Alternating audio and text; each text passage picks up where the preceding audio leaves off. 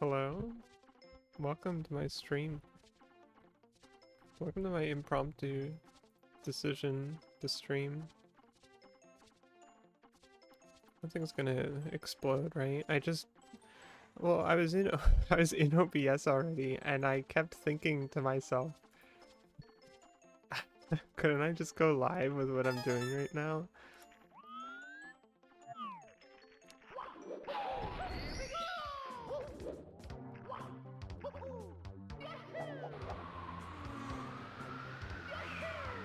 I'm the only pajamas time streamer in the world. It's really tragic. Nobody cares about that stuff like I do.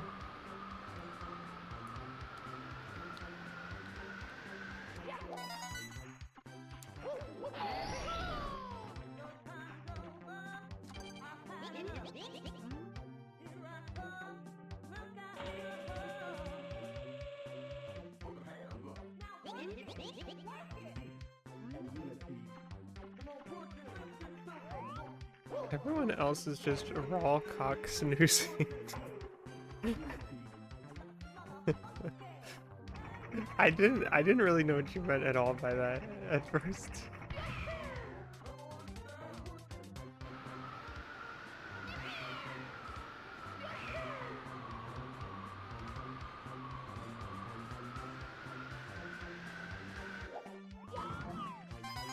I don't know how people can do that. Well,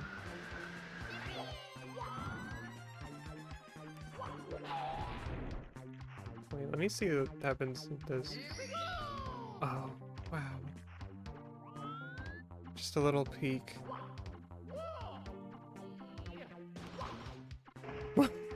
This sounded like something like broke.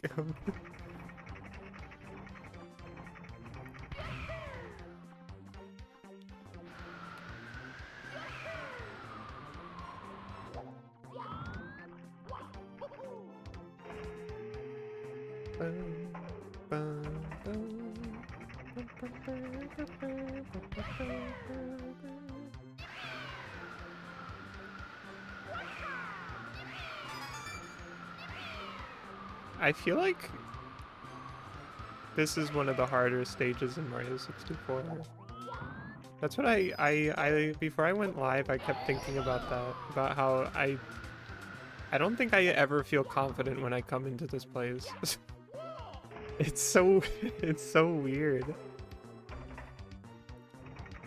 And I guess it's so late in the game that it doesn't feel like super familiar like other things do. Oh gosh. I kind of just wanted to fly into it. You know what I didn't know also for an incredibly long time is that about the holding A to slow fall with wing cap. I think that's so crazy.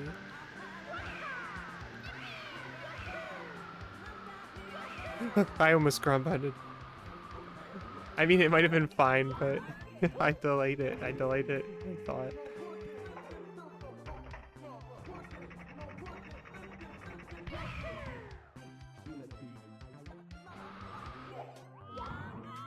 This is Mario, yeah.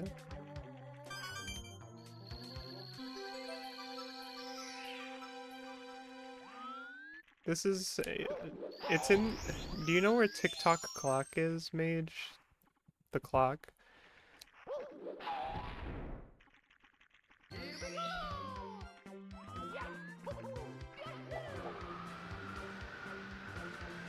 It's... Wait, where did the star even spawn? It's not down here.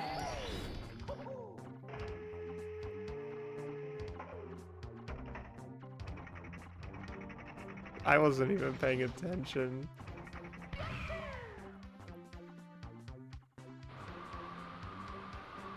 Oh, there it is.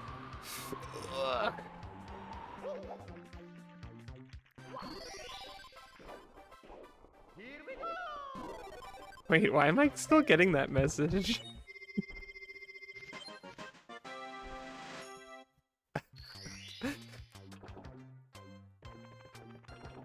I think I shouldn't have that happen, but I guess it's fine. Look at this in with these filters.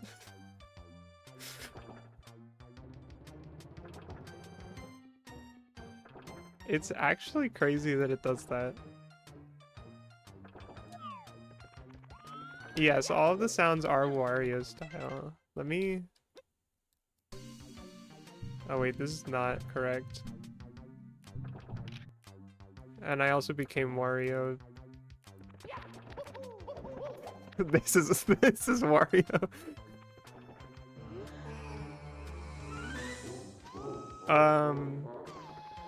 Wait. Yeah, no, I can't even pull up the list of add-ons from here.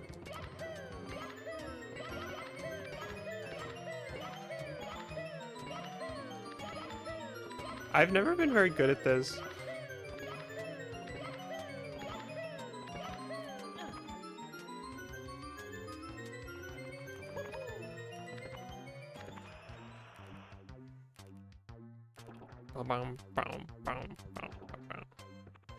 The Wario is the the music is Wario.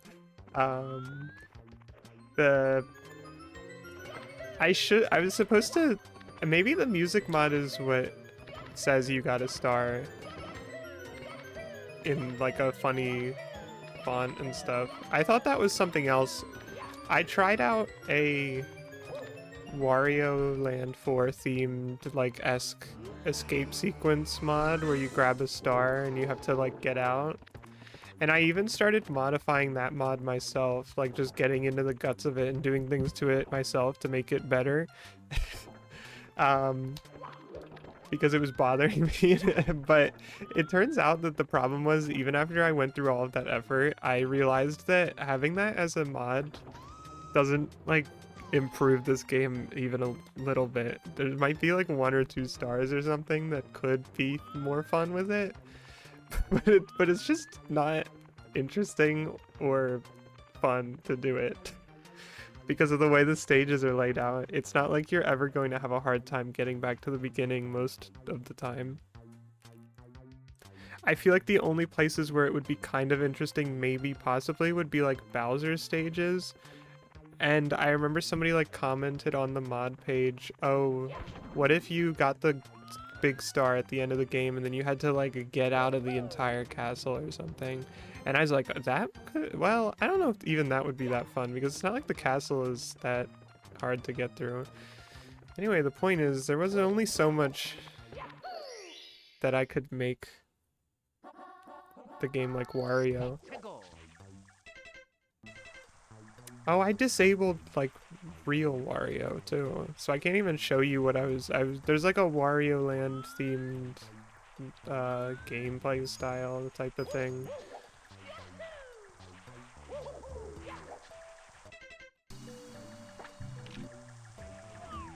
Da, da. I never considered how much putting a music mod onto this game would be fun, though. But, I mean, partially because Mario 64 just has good music already, and I never really thought I would care to change it. But it's actually pretty fun to have it like this.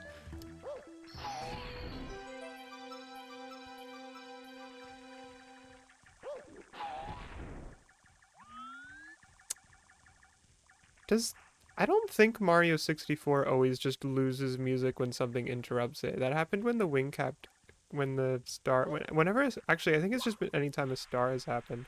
Whoa, this won't even play music. They made gowned sounds for that Wario fella.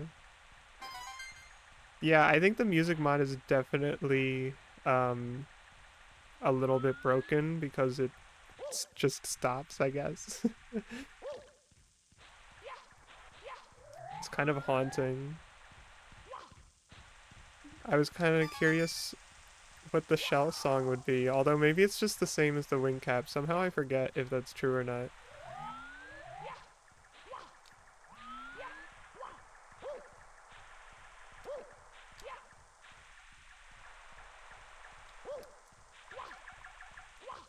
No!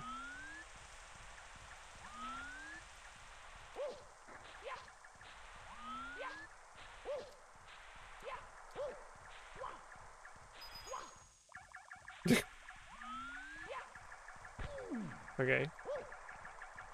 This is scary.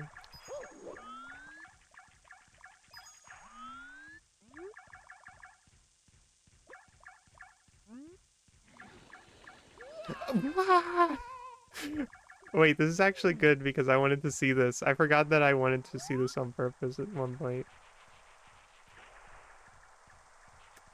Pretty nice, pretty slick.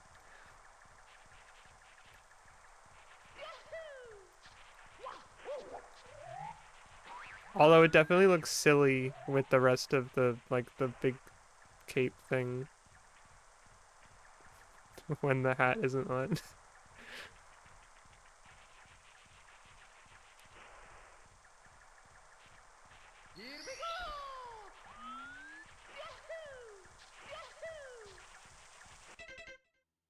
Oh, I actually have stars to get here, too.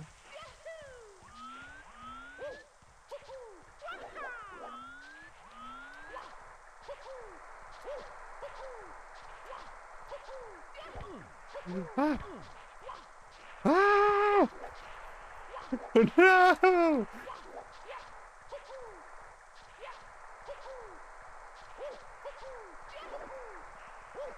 I tried playing a bunch of Kaizo Mario 64 hacks recently, and I'm not good at that. I'm not good at this either. I don't know if the, like, maybe there were more fun ones I could have found if I was looking better, but I just kind of grabbed whatever looked mildly interesting to me, and then I found out that I can't play them.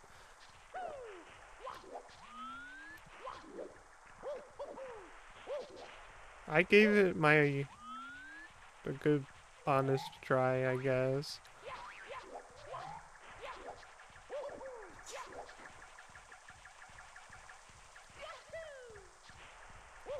Is there a shell in here? I was able to get up to the igloo earlier, but I squandered it. Oh, stop. Oh, I thought you were saying you like the fun Kaizo levels. Yeah, they're fun Mario 64 hacks. I don't know if I've yet to play one that makes me, like, feel like it's super worth it, I guess. I don't know how to put it.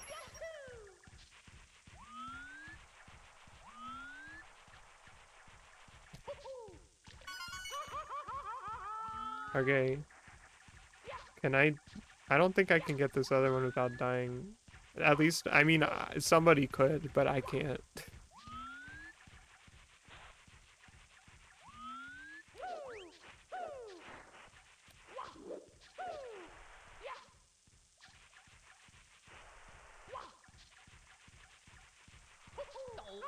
Woo!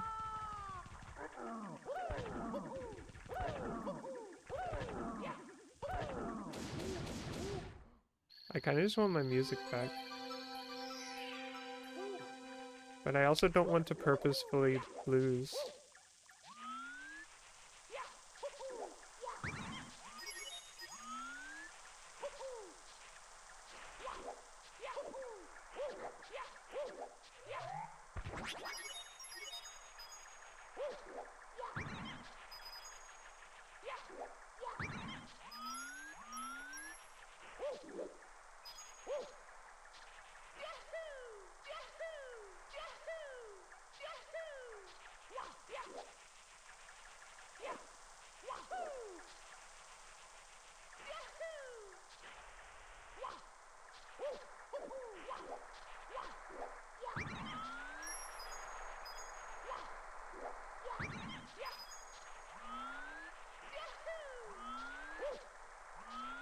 Oh wait, the shell comes back.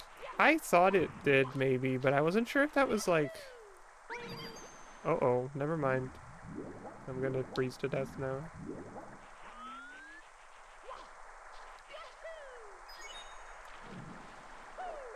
So, I guess, do they expect you to use the shell to get up here? I never really thought about it before.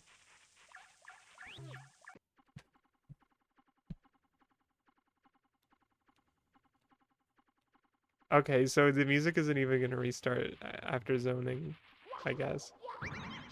I hope I have the invisibility cap, because I don't know, it's just a file that I've jumped into every now and then in the past to test things out mostly.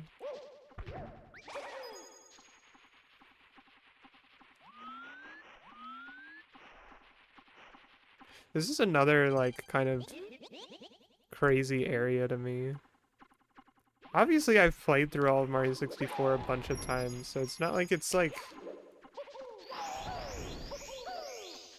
It's not completely out of this world. Like, I know what's here, and I know about this, like, wall of coins that you use the invisibility cap to get to, and stuff like that. Hello, Goblin.best, and hello, Captain Sheepy now, as well, by the way.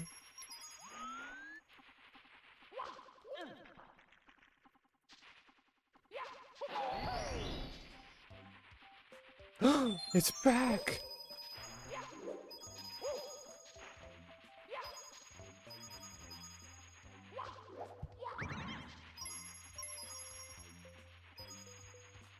Dun, dun, dun, dun. 99! Wait. No, can I leave the igloo? Okay. We're actually fine. That was kind of scary.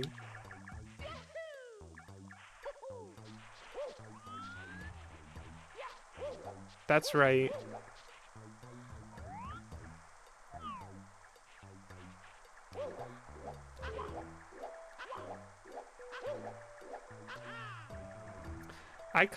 So the reason I started streaming is because I want to, I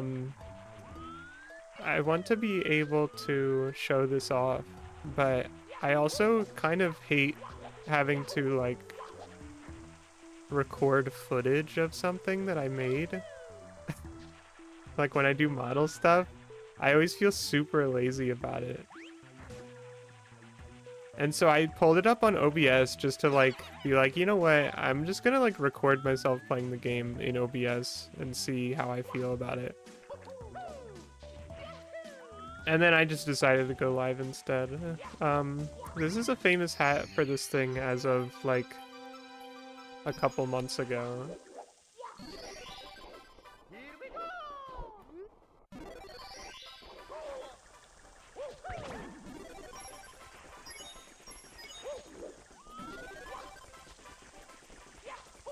I like to make videos, but only if they're, like, weird ideas.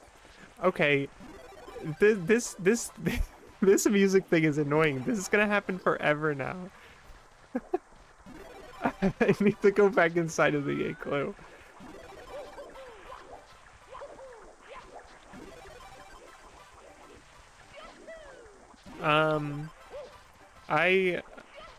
I made this model. I didn't break the mod. It's just like this. This isn't the one that I was talking about editing. This is just like this, I think.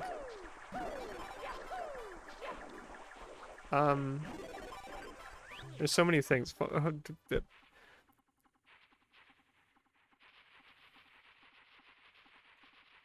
I don't think I tinkered with this one. I'm pretty sure I didn't.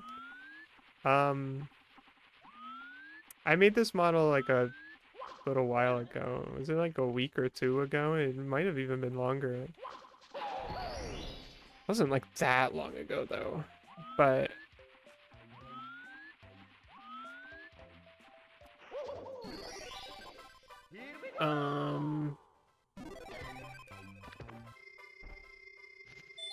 there she is without the hat. Okay.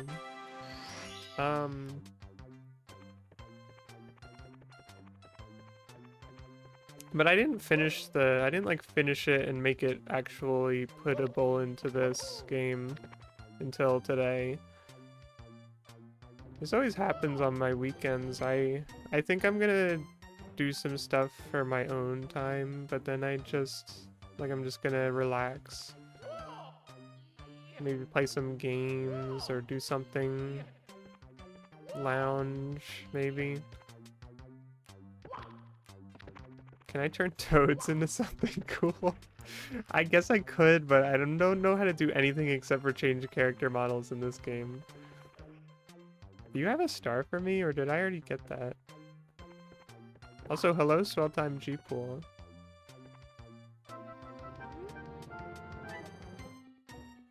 Please, Ingrid. You have to give Bowser the boot.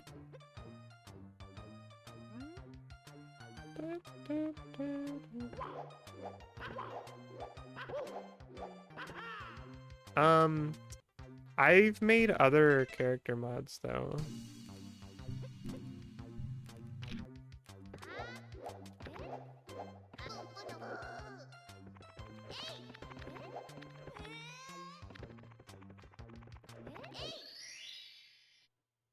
This is Doremi.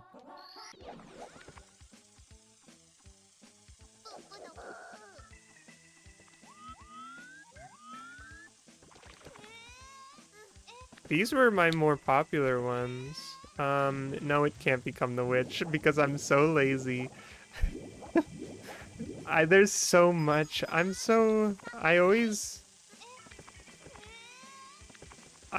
never end up making like 2.0s of things. I just end up stopping. But I could have done so much more. I could have given so many people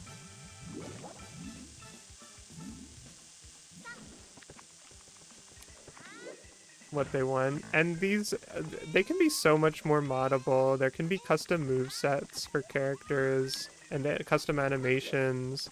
I bet it is possible to make them change costumes when they get caps. Yes, Mario from normal Mario 64 can become capless. The two ways that it happens are if you pick up Ukiki in Tall Tall Mountain. Did I say the two ways? Because I think there are more than two ways, actually. But, you can also get blown off of the snowman. It literally happened to me earlier, actually. I got blown off of the snowman, and then you lose your hat. Oh, yeah, the Mega Man X guys are crazy, and those, like, came out really early on.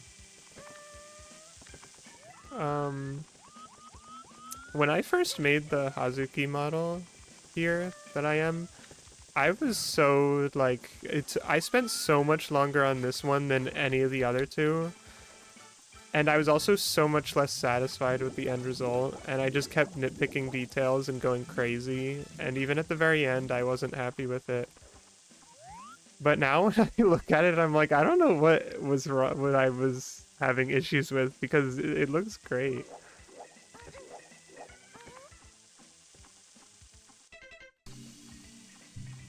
I'm just a perfectionist. There's Toad.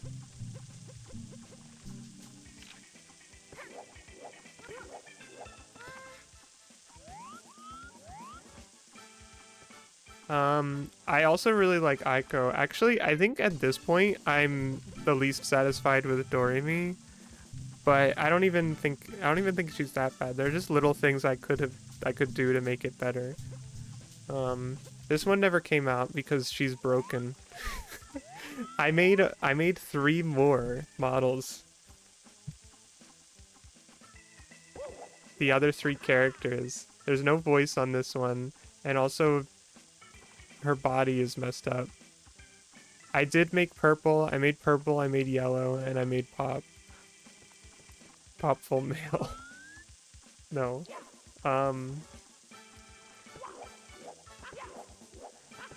I feel like if I had put this one in the game, then I feel like people really would have liked it. But it's been like a while now. It's been like a year and a half since I made the first 3. And I was so like done with it. I think actually, I would have received death threats? You mean if I released it? I don't think... Is that kind of stuff happening with these? Oh, if it was broken.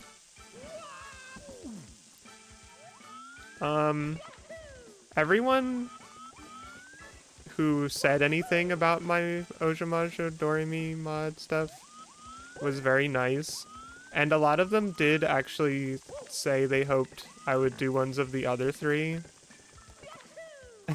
But they were all like, but it's fine, this is also enough even if you don't. And I was like, I'd really love to give that to you, but I'm so lazy. And instead I'm going to make a bunch of other models that that I don't even release anywhere and that I just enjoy for myself. Like this one. Or this one. I've actually played a lot of this game with this funny little creature. Notably not a creature, actually, I guess. Not really.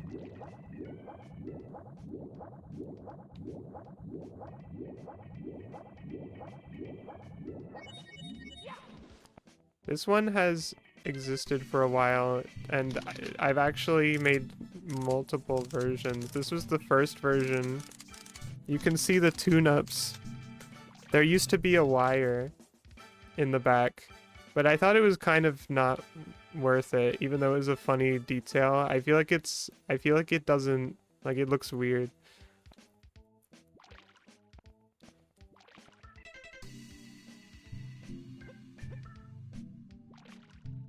Let's go. The bindings are weird for this because I changed them.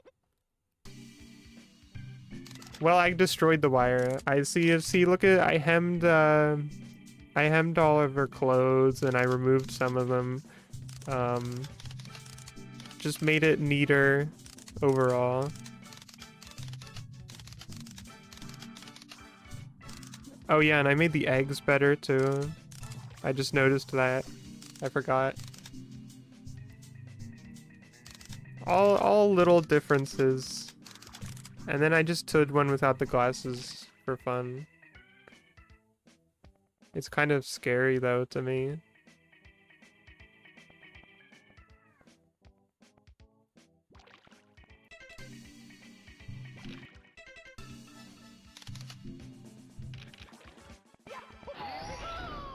This is awesome. Look at this.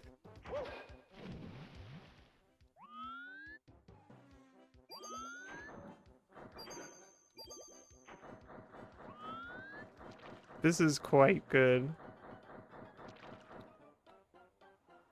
What? She is oh, she is beautiful flowers. That's such, yeah. I feel like I didn't know this happened when you ran into walls as Metal Mario. Maybe it's an underwater thing specifically. Also, what is this music?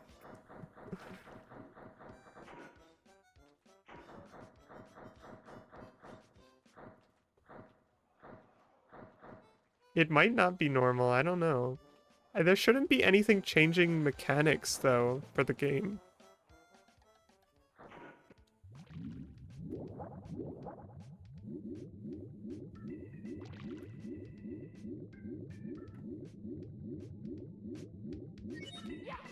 I'm gonna get riled up if I keep playing as this one, though. So I'm gonna stop.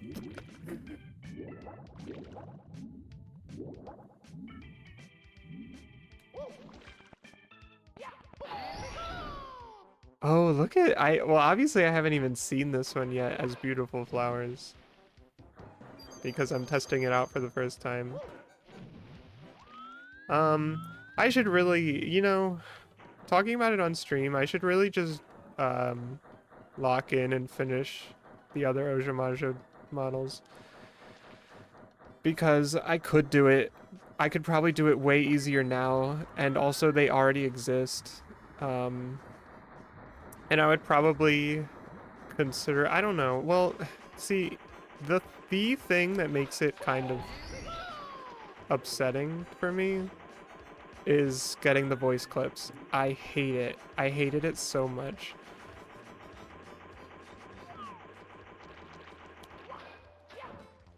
But I needed to do it, you know? It's so important. That's why none of the models that I've made for my own recreation have voice clips because it's just not worth the effort. Also, 2 of them are people and not characters. Well, you know, like they are characters, but they're not completely. But I could add voice clips for Ingrid here, and I think it actually would be pretty easy because she's a fighting game character and just has a bunch of canned voice clips already. The Ojamajos are a different story, and also there's so many sound effects in Mario, and you want them to be specific ways so that it's good when you do them. I wasn't even satisfied with the sounds that they make. But you want to know what I did? I just combed through the actual episodes and I extracted them myself. I stream like at least once a week at this point, I think. That's not true, actually. I'm sure somebody would. I basically do though. I know you're too busy to know though. Hello, Ilya Yanotka.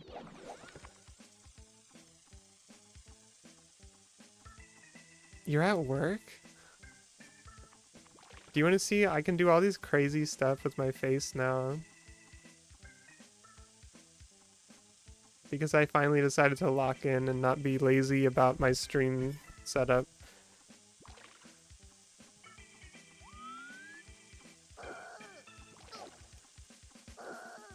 What?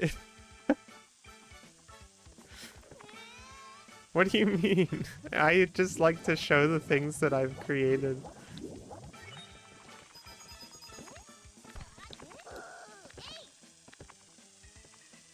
Oh, this one? Or this one?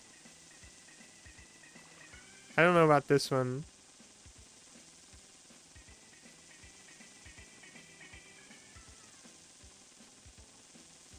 Hello, Ilya Yanotka.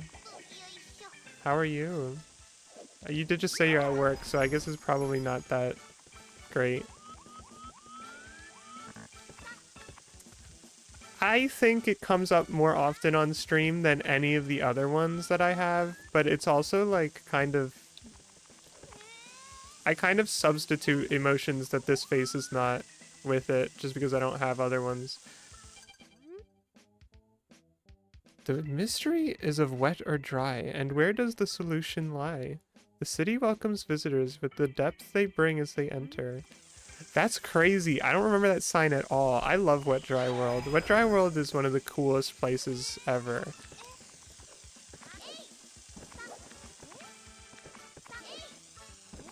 I am a robot now, that's true. I keep missing messages.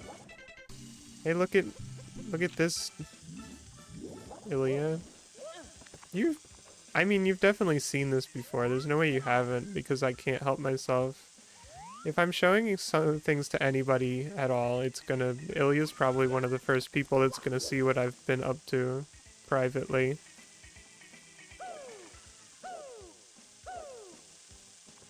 I mean, this is old news anyway. I did this forever ago. But I still really like it, so. But this is my newest one, so I have to keep playing as Ingrid. Uploading torrents into my brain. Didn't I want to... I think I wanted to torrent something earlier, but I forget now.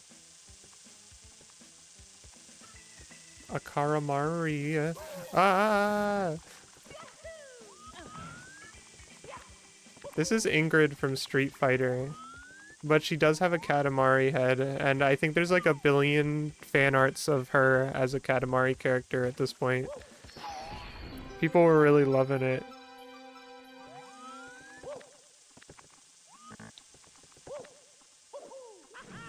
No! I made the music go away again. I can't do it.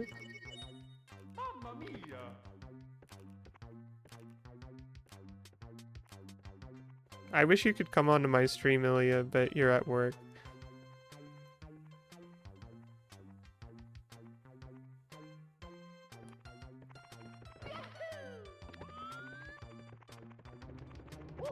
No, don't do that. It's not gonna be worth it for you to just show up for 2 seconds. Or 10 minutes.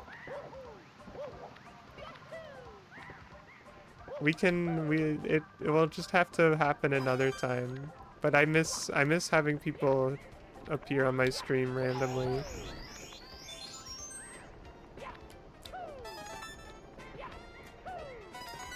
Yeah, that's why I'll force you to stream.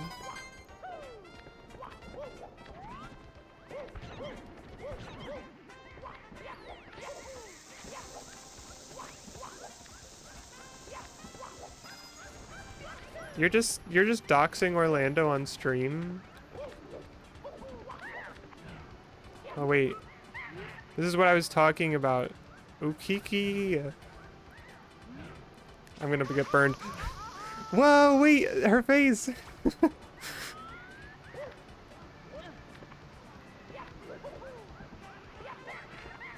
Da, da, da. This is what you'd think I would get mad if you came on stream.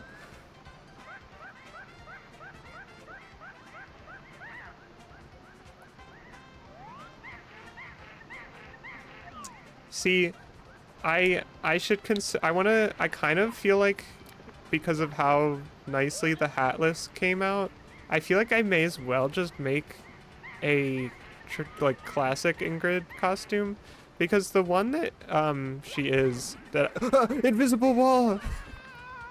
That's one of the famous ones. That's one of the famous ones. Oh, well, that was a real wall. Wait, now I really don't have my hat. I feel like I only ever lose my hat in this game on purpose. Because I want to see it withat a hat. For whatever model I happen to be using in this modded universe. Mario should be able to lose it more often. The fact that it's a mechanic in the game is crazy, and there's so few niche little cases where it even happens.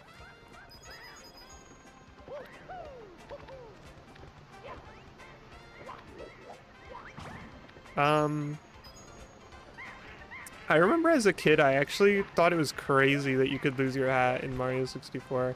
And I remember I would spend like large swaths of time without the hat. Like I would lose it and just not know how to get it back. I know that you can lose your hat and then like I feel like the way I remember getting it back the most is you would go and get it from Klepto in oh my gosh, the desert.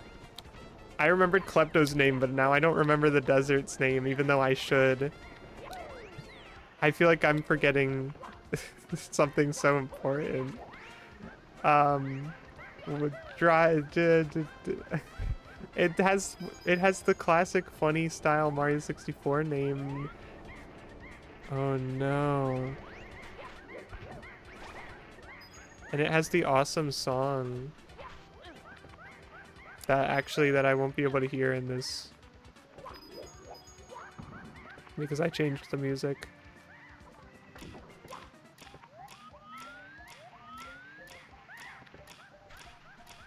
I think I know what that switch does, but it's really funny that it just puts that block there. Yeah, it puts a block there.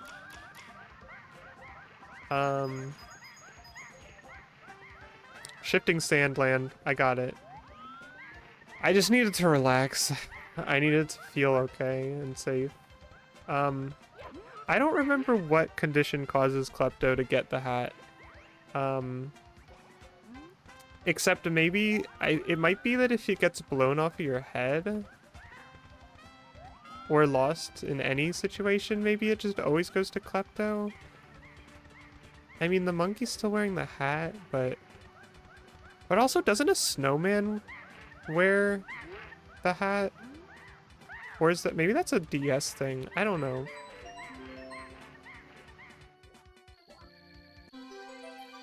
It should happen more though. It should happen in newer Mario games also. I for some reason, and when you said that, I was just thinking, oh yeah, retroactively it should have happened more in Mario 64. But it's only now occurred to me that that could also mean it happening more in newer Mario games instead of the old ones that already exist.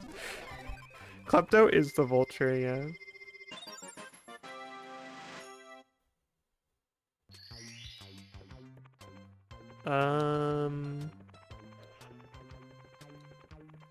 I don't even want the hat back. Not having the hat makes you take more damage. I think that's about it. I don't know if there's any other effect. Oh yeah, like I was saying, as a kid, I remember being frequently hatless, like in normal Mario 64. I did play Mario 64 DS also as a kid though, so I must have been experiencing that in that as well. But I feel like at that time losing the hat was kind of like a big deal. It always felt like a huge mission, like an expedition to get it back. And it was probably just because I was so bad at the game, and like all the places that you get the hat back from are kind of later in the game. Like Shifting Sandland is scary. Tall Mountain isn't that's like it isn't, I don't know. I think it was probably scary back then. You're here.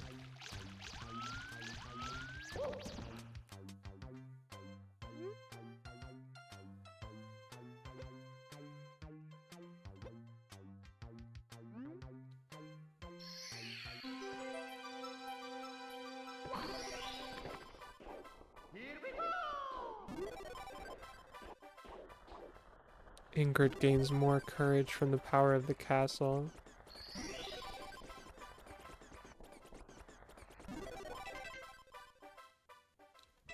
Wait, hold on. I think I don't know if exiting the game.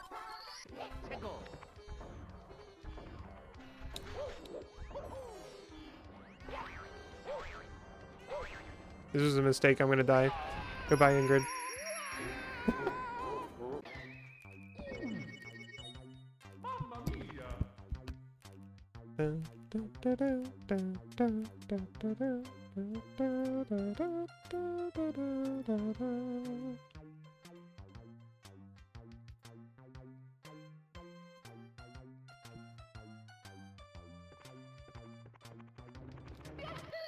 I got a haircut today. I got it cut pretty short for the first time since I went on my trip.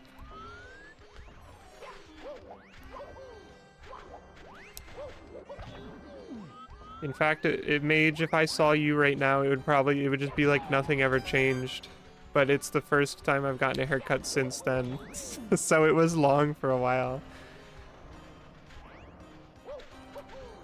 You too, Ilya, actually. I wasn't sure if you were still here or not.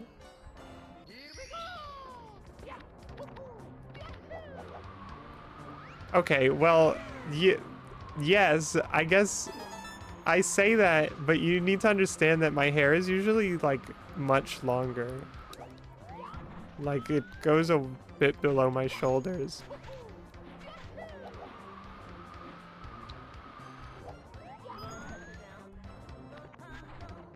I got it cut short for that trip so that I would look nice. And now I've got it cut short because, it feels nice.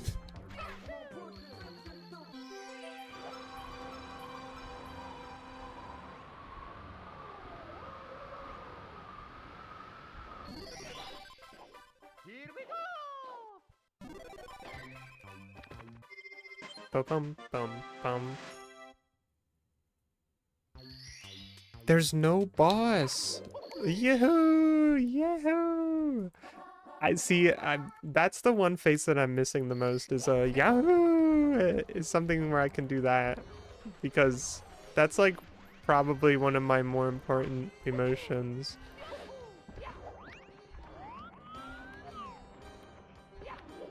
I think a lot of other ones, like, it's fine that they're not here. Like, it's fine that I don't have a mad face. I don't think that comes up too often enough in a way that would matter. I need some true joy. There's so many things I have to do. Elation?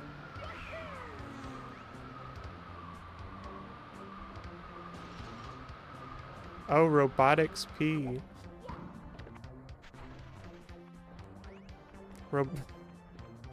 You made me forget.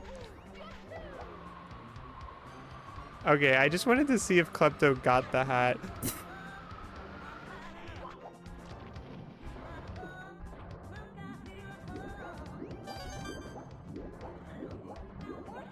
I wanted to see if Klepto could have the hat, even though Ukiki has it. Ah, revenge! Oh, you know what? Klepto might just take it from you. If you're here. That's probably what it is. I thought there was another way you could lose it, and then Klepto would just kind of magically receive it. But I might be thinking of Mario 64 DS. Because you were talking about that and losing your hat frequently in that game. I feel like that did happen more in that now that I think about it. Because I kind of remember treating Klepto as like a resource to get the hat back. I feel like that might be true, but I'm also not sure. I could just be making things up in my head. I feel like that was a sort of smirking happiness.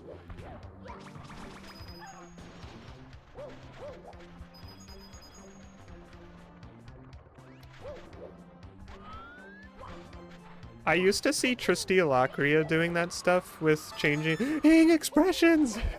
And I wouldn't say and I would always be kind of intimidated by it, like, oh, that's crazy. Like, it would be so hard to do that while you're streaming and like also doing things. But it's really cool. Like, it's very effective as a streaming toy. But I think once shortly before I made these, I was just thinking, oh, it's kind of just nice to have it as an option at all. Like, if I don't do it, then it's fine, because then it's just as if I was doing it without them anyway. But when I have a moment to change, it's pretty nice. It's nice to have toys. Klepto is really after me. I love these cubes. These are called Tox boxes, I think. I'm pretty sure that's what it is. It's something like that. I might have it like slightly wrong.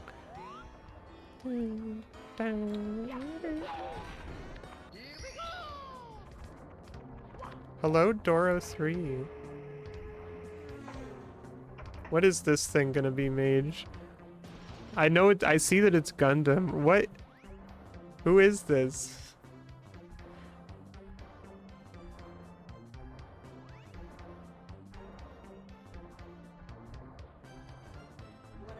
What do I think of this thing? I don't know. I feel like I have zero opinion on it. I'm gonna put it on stream just because you put it in my chat. And I don't want it to be annoying for people to know what it is. That's a Gyanko? From which one? Is that Xeon collar, Xeon uniform, or is it? No, it's not Xeon, is it? It's Federation? Oh, I see. I guess it is Xeon.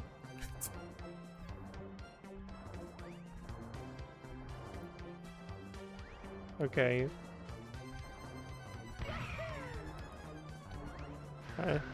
My wing cap is gonna run out. Wait, what happens if I switch models while I'm in the sky? Ah!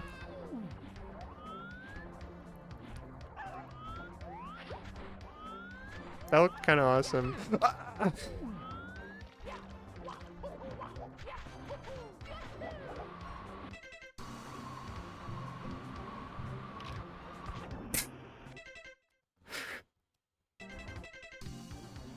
I just wanted to see the hot swap.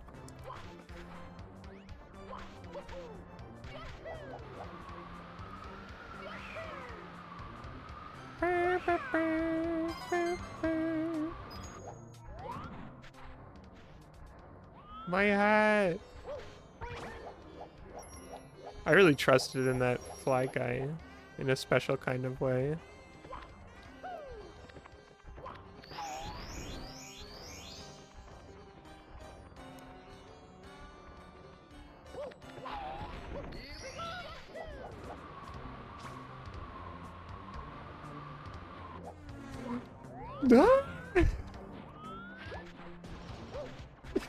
That was literally close.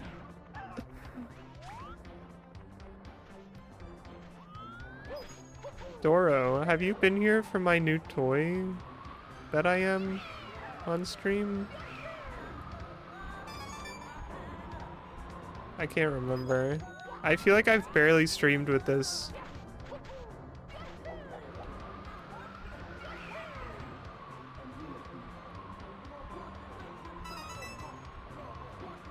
Did I stream MGS with this? No, there's no way that that's true.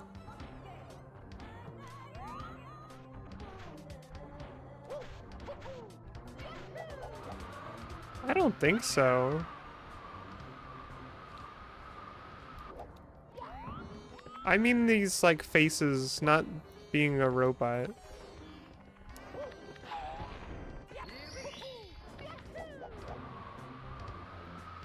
Ilya, you never sent me a gunpla.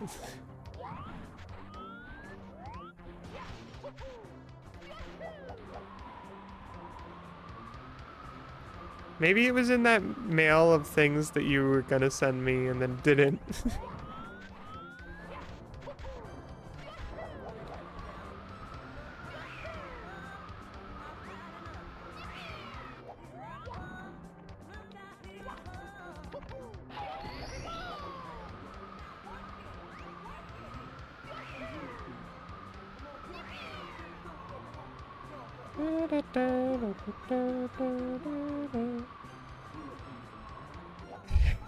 I'm not buying Pragmata.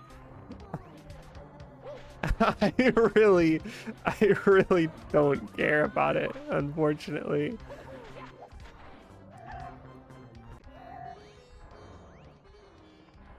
Why is it? What do you mean? It looks like, what's it? What is it? It looks like Death Stranding, Donkey Kong Bonanza. I haven't played either of those games. That's what that game looks like.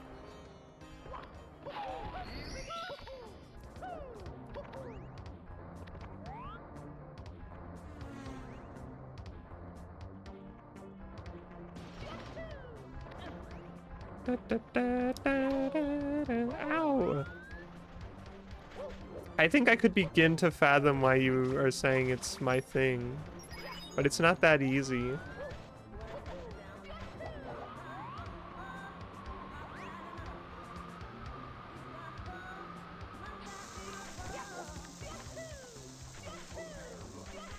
I also don't care that much about father figure gaming anyway. I'd rather play Sekiro and find out what's going on between that guy and that boy. I still don't know anything about that.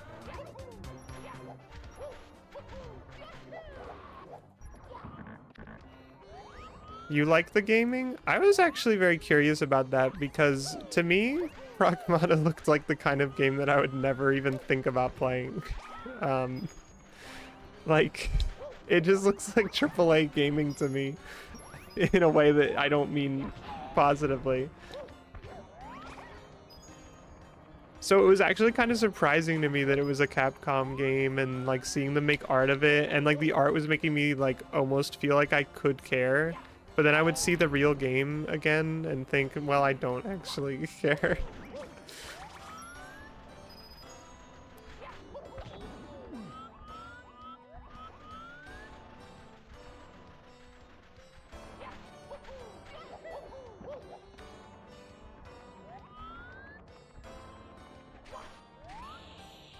The main character's child wife in that game looks like the doll girl from that movie Megan. That's what I think. That's my opinion.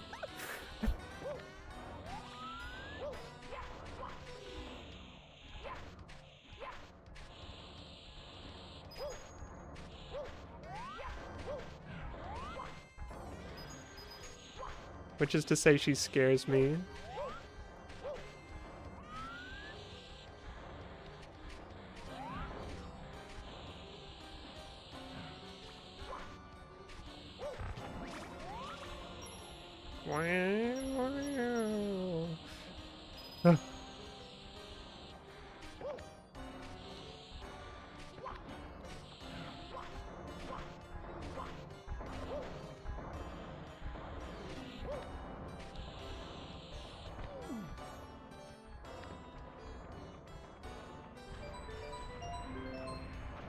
What am I doing? I feel like I've been attempting to succeed at like a billion different missions here.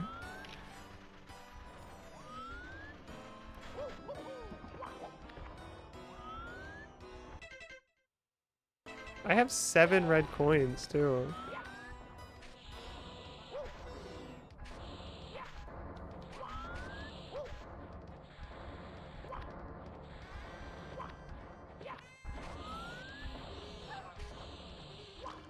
But I don't know where the last one is, I forget.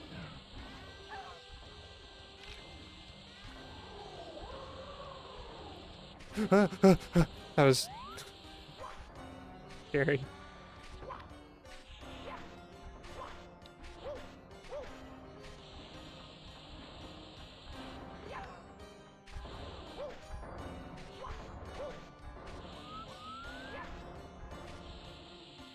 Oh wait, isn't it in this box?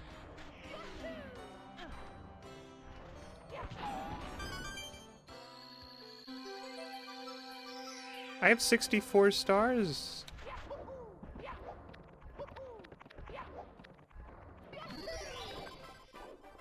we go. Okay, I have to turn off this mod, 'cause it's starting to bother me.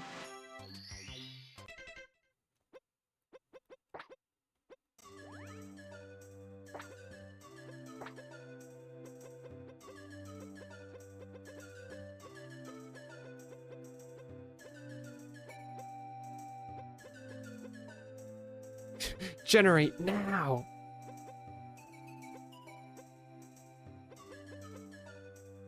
I could show you this Wario one also. It's pretty well made. Okie dokie. Wait, why are you here? Let's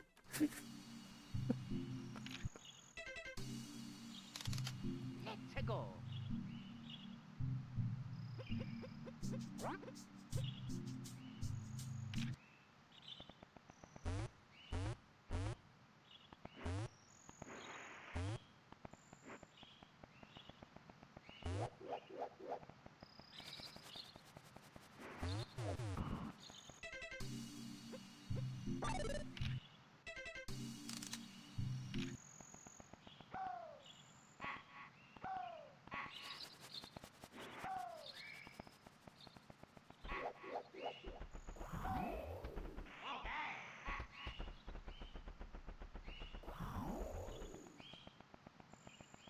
It's pretty cool. But here's my favorite part. Bashing through the doors is maybe the best, like, bar none the best part of this mod.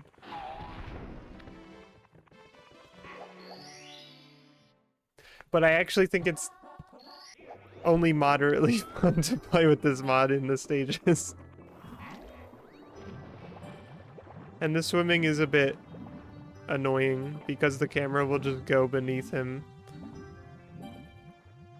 Actually, the thing is, I could probably just make it not have the bad camera.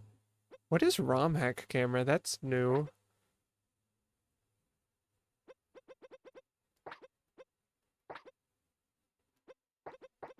Yeah, I could just have free cam, I guess.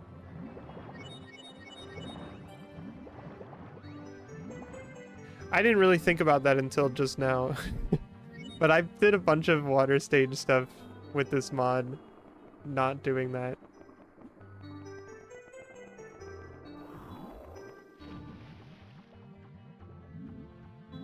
It's pretty good though. And it has customization outside of just a character model over Mario, which is something that it would be cool to do someday, but I don't know if I have it in me.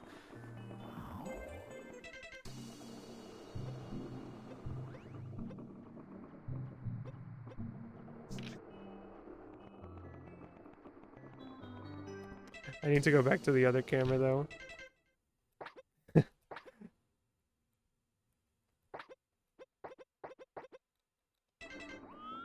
Honestly, I understand why the free cam is better in a lot of ways, and it's like, for instance, I can't, at least in the sense of being able to look at my character's face, it's basically impossible because of the way the camera works. Like, it will always try to go behind. So, I guess there's that. But as far as playing the game goes, that doesn't really matter.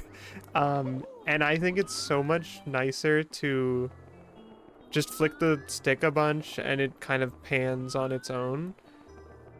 I don't like modern game cameras at all, and they kind of take me out of the experience in a weird way because it makes me feel like I have too much camera control in a way that is kind of like a pain to me. This is an opinion I only started to develop more recently as I played more modern games like Final Fantasy Remake series of games. Just a funny thing to say now that I think about it, but it's true. Or like Street Fighter 6 World Tour. I don't know, I don't play a lot of modern games, to be honest. But when I do, I don't like having to pan the camera around with a thumbstick. I think it's so tedious and slow. And if I set it to a high, like, I guess I could set it to a high sensitivity, but even then it's like, I don't know.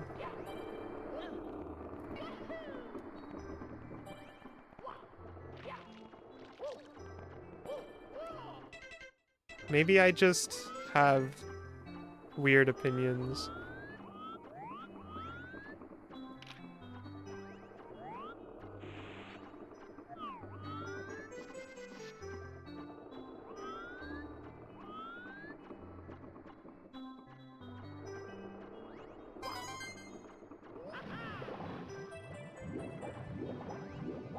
Oh, but I was talking earlier about,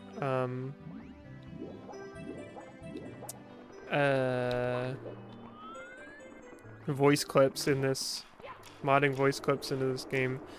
Oh my god. Combing through Ojamaja Doremi episodes for hours and hours and hours a day, like I was basically treating it like a job. And recording anything that just like felt like I could maybe use it as a voice clip, having to wait for like not a lot of like I guess somebody smarter than me maybe would have found ways to isolate the audio, but I was not doing that, or I did it a very tiny bit, but it would always come out in a quality that wasn't satisfying to me. So I would mostly just try to find audio that had no background sounds in the way of it. No music or other audio, which is just shockingly difficult. They really soundtrack that thing.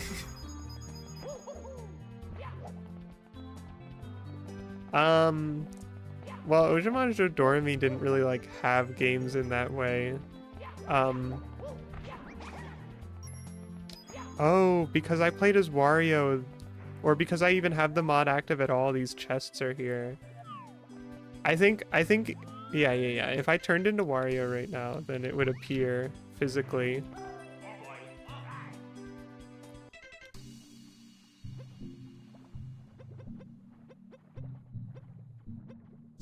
Doro 3.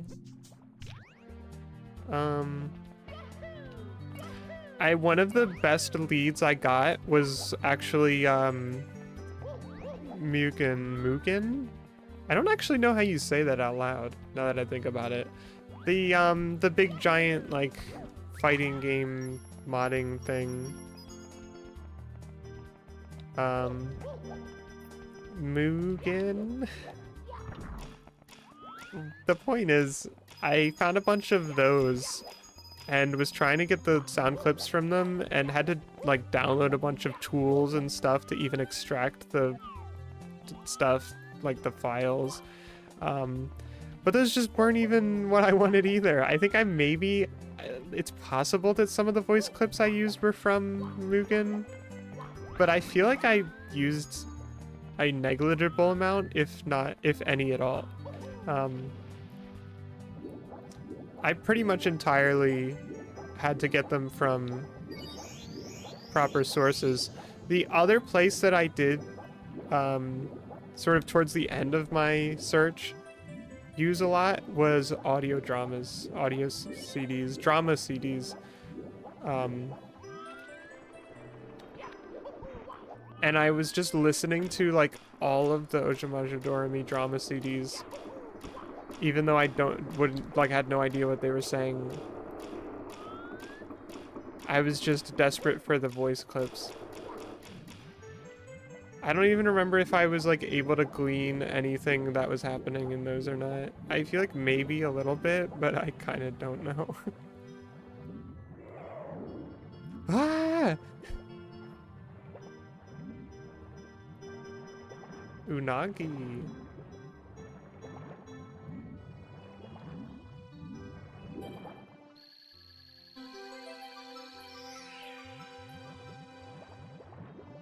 Ingrid would be easy, but I think having to get voice clips for Pop, Anpu, and Momoko is the reason that I haven't finished those models, because no matter what, I wouldn't want to release them without the voice clips.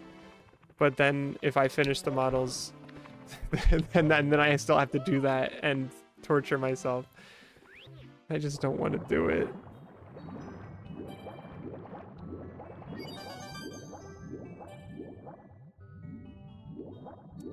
A lot of other people making mods for this Mario 64 thing are in fact working with other people to make them, especially in the cases of things that do more than just make models. I'm often seeing several people sourced on one thing, like, oh, this person did the coding, this person did the model, this person got clips, audio, and, like, etc. And playtesters sometimes. And it's like,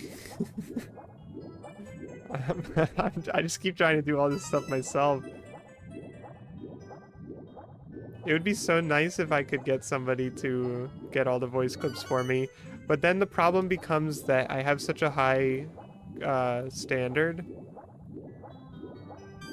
that I feel like I can't trust somebody else to do it.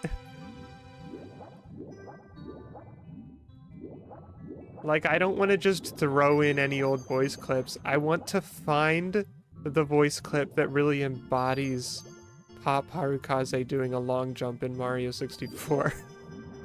That's what I dream of. It feels like there's always a perfect thing around the corner. I had to settle for so much too. Some of them I edited weird voice clips together. I even did sleeping clips. And I was trying to, if I had them saying anything in Japanese at all, besides just making sounds, I would try my best to understand exactly what they were saying so that I didn't feel like I was just throwing in something that sounded funny but didn't mean anything, like meant something stupid in the moment. I really tried. But I don't know, but like maybe somebody else would have that kind of attention to detail, but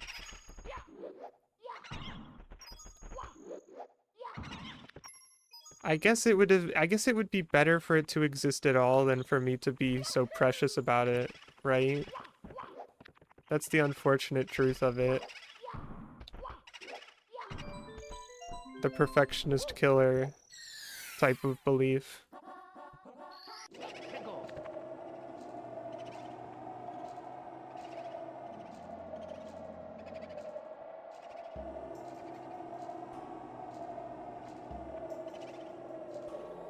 Aw, the camera moved.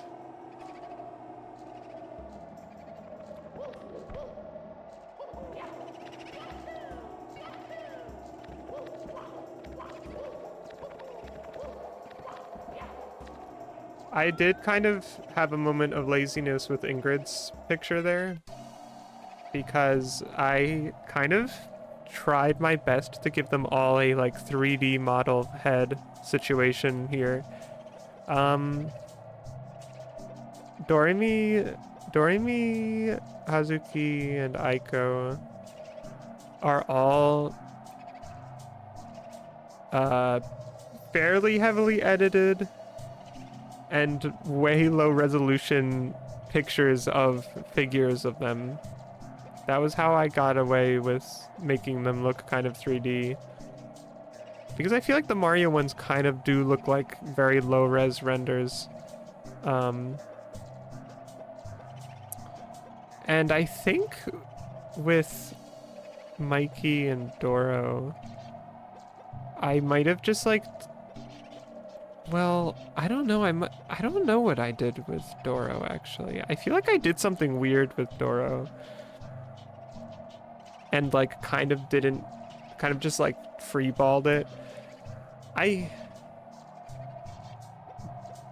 But what I'm trying to think is that I might have just like taken a screenshot of their faces of the models that they are already here and just done those low res and then edited them afterwards so that they like actually looked right. Like the faces are probably some of the most edited parts. I think Doremi was really edited actually too. But Aiko kind of wasn't. Like I could conceive of somebody finding out which Aiko figure this was. It would probably be harder to figure out what Hazuki and Doremi were from.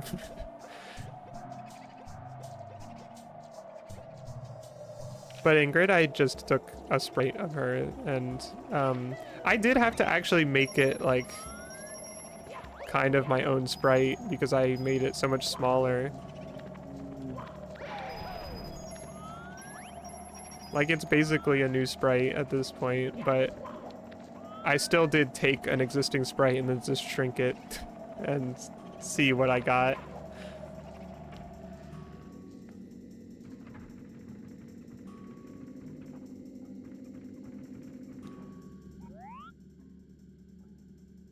You don't want to look at me at all.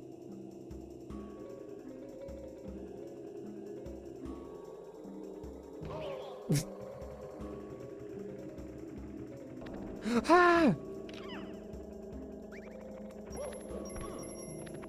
I wanted to make it back up.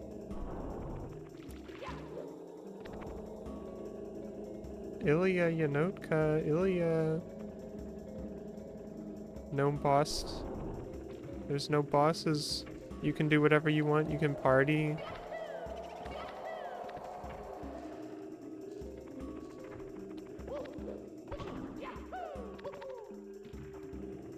You're gonna steal. Oh. Oof.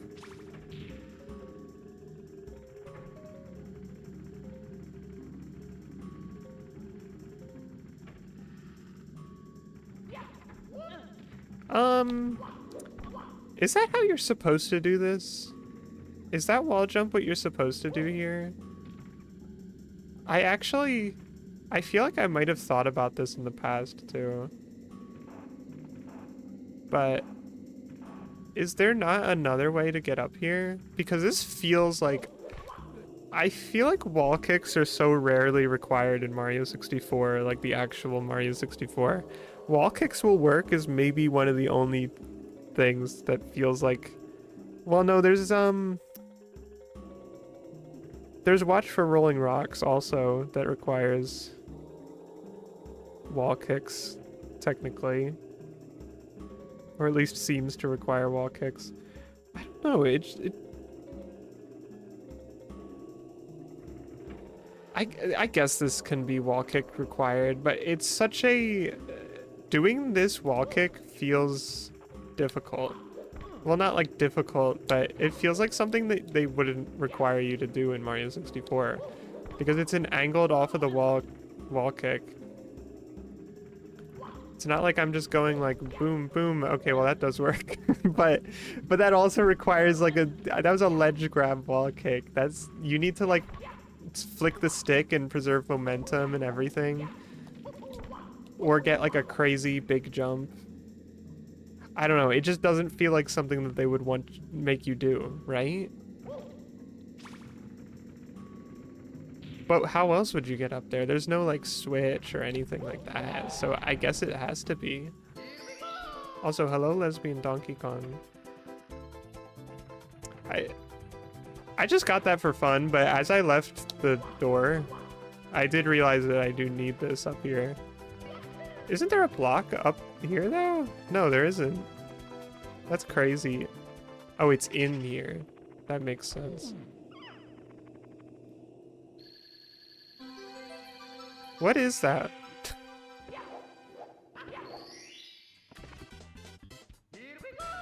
If that's a Holly Heck Maybe emote, then I'm gonna ban you.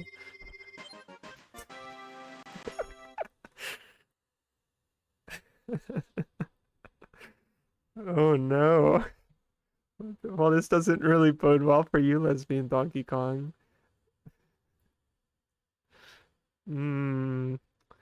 Well, I'll let you off on a warning because you're my most respected chatter. I think you've earned a couple indulgences this time.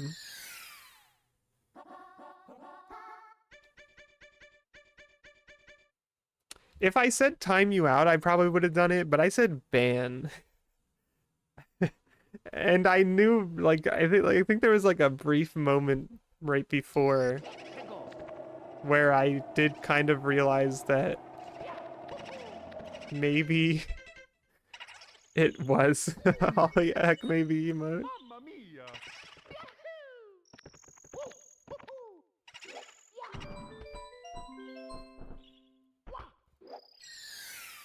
Hello, Growing Grover all the time. You have a interesting predicament in my chat that I was really conflicted on how to handle the other day. Was that yesterday when I streamed Animal Crossing?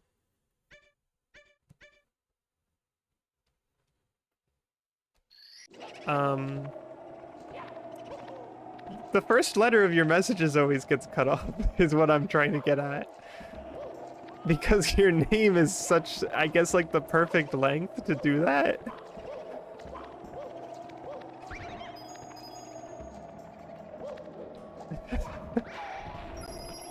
You like it? If you like it, then I won't, then I guess I don't have to try to fix it. It's just occasionally it completely changes the context of your message in a way that I am like, oh no, it's so tragic. And obviously when I'm on stream, I can just say what it says. Or most times it's just kind of obvious whatever the first letter is because it's just a piece of a word. But there were a couple messages on the Saber stream where you, where I couldn't, well, I couldn't say anything because I wasn't talking on the stream. Like when you said cow saber. I didn't even know it said cow saber for a little while because I wasn't paying that much attention to the like actual chat. So it just looked like you said ow saber. And I was like, oh, you're just saying ow because of the bees.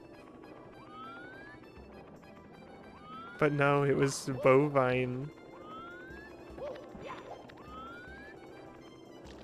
And I tried my best. I just started repeating your messages with the Animal Crossing chat at a certain point. Just so even if it isn't obvious to anybody that in that moment in that VOD, if anybody watches it and sees those, even if it isn't obvious to them that I'm repeating your messages, at least the sentiment can still get across. That's all that really matters. It is very funny that it happens, though.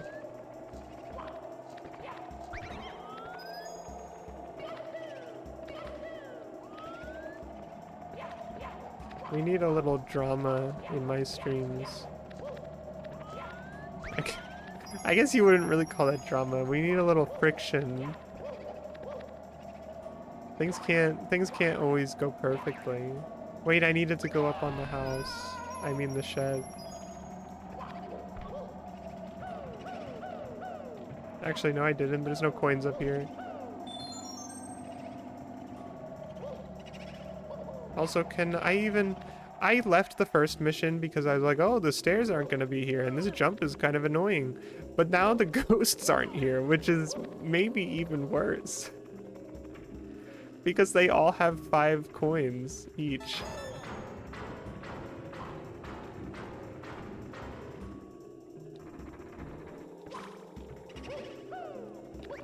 Wait, are they still here? I hear them.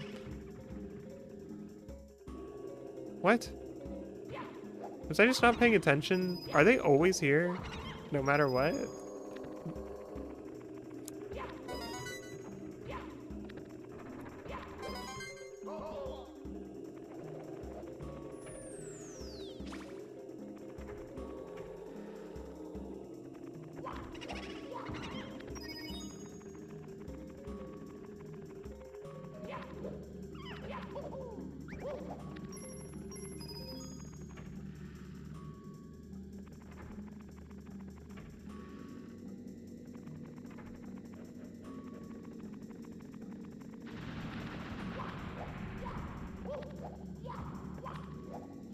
I kind of want to try an Ocarina of Time randomizer. I tried to make a character model for that, actually. Well, I tried to. I kind of just, like, got a taste of attempting to, even a little bit. I wasn't really very intent on succeeding.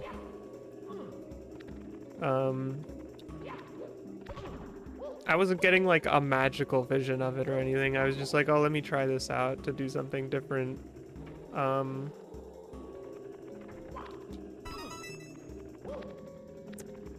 But I don't know, that could be fun. I don't have to make my own model either. I could just see what other people have going on. There's no coins here.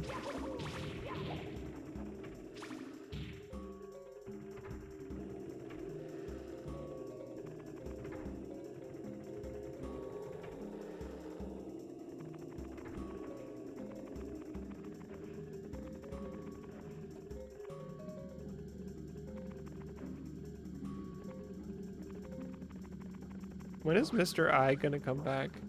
Why didn't Mr. I get to be in a car in Mario Tour World Tour? You ate too many Cool Ranch Doritos and you didn't even give me any.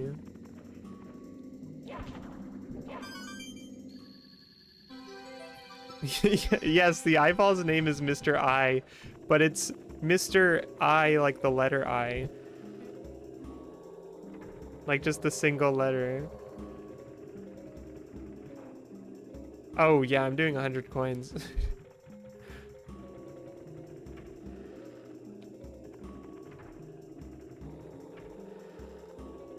Nothing is ever enough for me. It's my worst trait.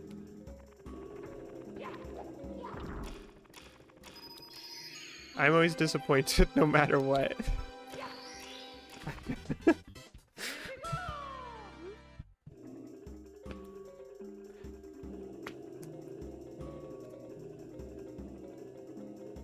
Even if the things that I want to happen happen. Then I turn around, I do a 180 and I say, well, it shouldn't have happened, not to me.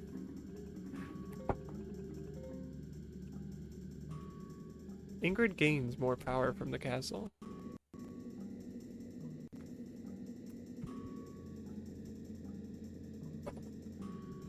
So Ingrid is like some sort of space multiversal being now, according to the trailer of Street Fighter 6. She just used to be like a weirdo.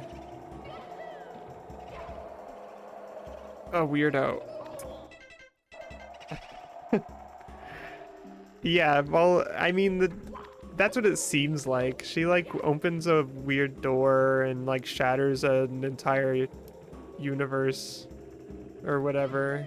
I don't know. It was confusing. There was a trailer though where she did stuff like that while she had a Katamari Damacy head.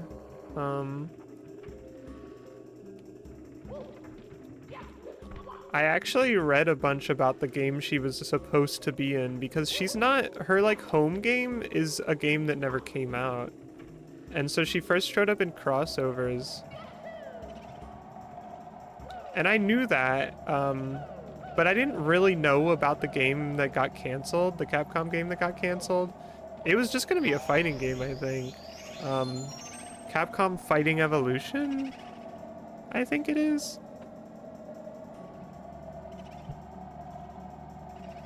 Well, she's in Street Fighter Alpha 3 Upper. The Street Fighter game that I probably have played the most at this point. Or, well, no, I've played Street Fighter 6 a lot, but it's because I've played a lot of the single player in that. I consider Street Fighter Alpha 3 Upper to be my favorite and the one I would prefer to play the most. I can leave, actually. Mamma mia. She blasted my mind, actually, because, I thought maybe she would be a character I would like in 6. And then they were like, oh, we're putting her in the Steam Alpha 3 Upper thing. Because normal Upper doesn't actually have Ingrid in it. But then they did that thing where they added all of the extra characters from the, like, it might be like the PSP versions or something like that, to the Steam version of Upper, which included Eagle, Maki, Ingrid, and Yoon. I actually liked Maki more, though, when they added those characters. So I kind of immediately was like, oh, well, maybe I don't care about Ingrid, because I'm having way more fun with Maki. But then there was like, eventually the day came where I decided to try Ingrid out again, and I kind of clicked finally and realized that I could really like playing as Ingrid. And I've kind of treated her in my mind as a potential salvation for my enjoyment of Street Fighter 6. A game that I fight with forever because I don't know, it's a current game and lots of people play it, but no matter how hard I try, I kind of just can't get all the way into it.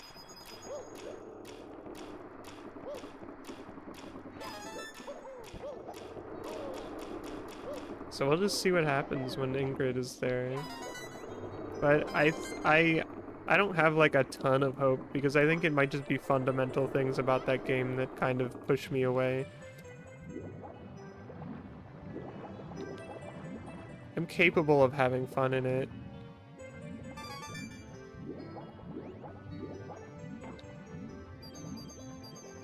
But I also mostly just play the single player mode. Is that real? I think I know a couple people who like Street Fighter 6 just normally. My shell is gone already. Wait. Why does it look like she's still holding something? Or she's like stuck in a holding position. She ate it. It's not like this effect is what would happen with a shell. Like I'd be moving faster and stuff. She's just kind of stuck holding her hands out now. This is a crazy glitch. This only happens if you play as Ingrid because she eats it.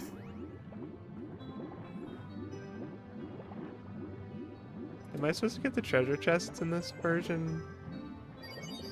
I don't know why I was collecting coins as if I haven't already done that. What's gonna happen when I get on land? Okay, she's just normal now.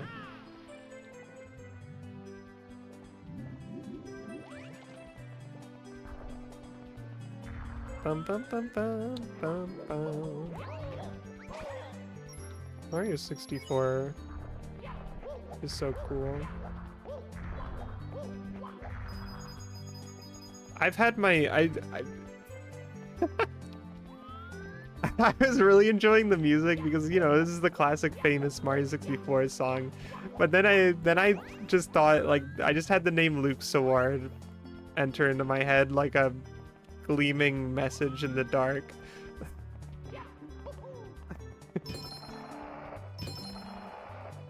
I don't even know what he says. I just know that he sang a song to this song. I don't know if I've even ever seen the video. I think I've only ever heard it in other people's videos.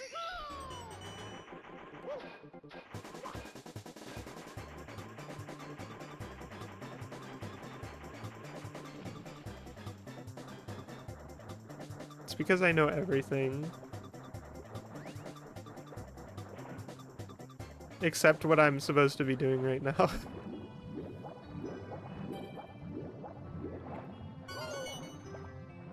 I'm just autopiloting. That's crazy, I didn't get hit. Can I do Leo Luster karaoke?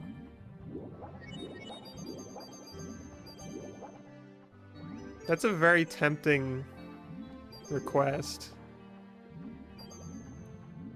But I don't think I'm there right now. I don't think I feel his presence in me at this moment. But that is, I don't know. That's pretty good.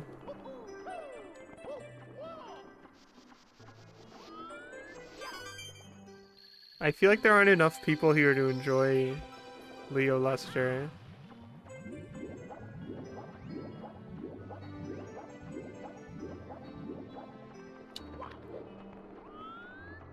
There was a crazy remix of Leo Luster that I found recently, or Saul or whatever. Oh, if I had 3 big beers, I would absolutely sing Leo Luster.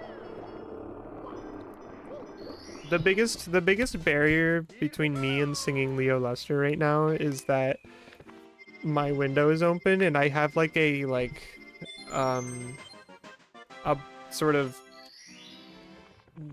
of feeling in my heart and soul that I can't be too loud right now, and then I can't like be bombastic and sing and things like that. I did not get 100 coins in Jolly Roger Bay.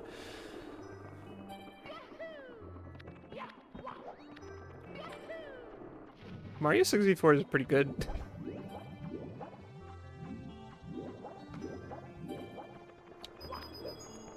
I like the game.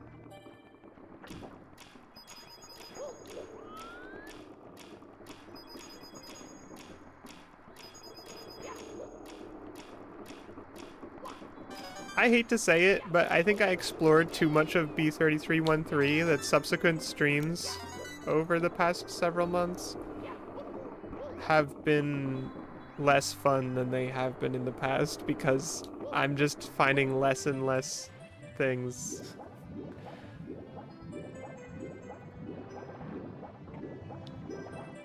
So to actually be here playing this game and just being able to do things is nice. Oh, let's find out if Ingrid's gonna eat the shell again. I'll be extra careful this time. Never mind. Yep. Yep, I don't know why. I mean, it's probably because I'm hitting the clam, right? But I feel like I've never experienced that in my life, so it might be a mod thing. I don't know why, though. It's not like I have any gameplay mods active right now. It would be crazy if it's somehow actually Ingrid related. But no, because she's a model swap. She shouldn't make any difference to gameplay at all, as far as I am aware. I don't know if hitboxes are model dependent in this game. I guess they could be, but I just sort of assumed they weren't. Though I do know in like challenges and like races and things that people do, I've known people to only play Mario or to only play certain like base PC port characters, like how there's these ones like this Wario and Waluigi and Toad and Luigi that come packaged with the game.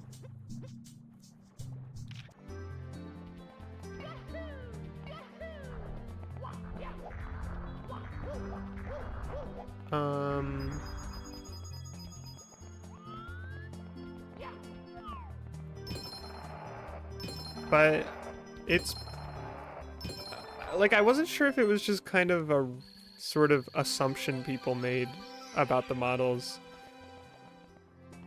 or that I guess technically some models could have differences hard-coded into them if the creator wanted to. Arrgh. Ahoy.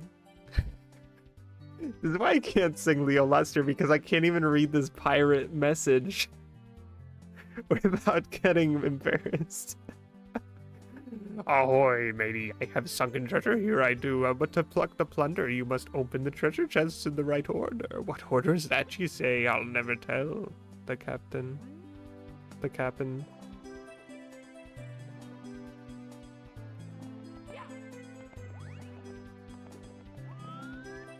The 2-ton. Trust your eyes. Look into the mirror.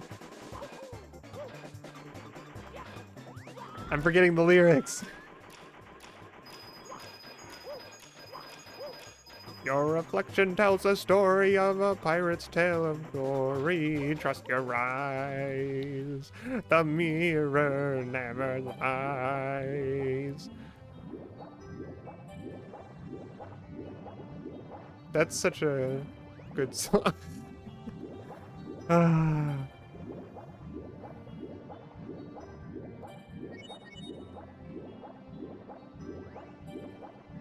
Oh, see, I never heard that one as a kid.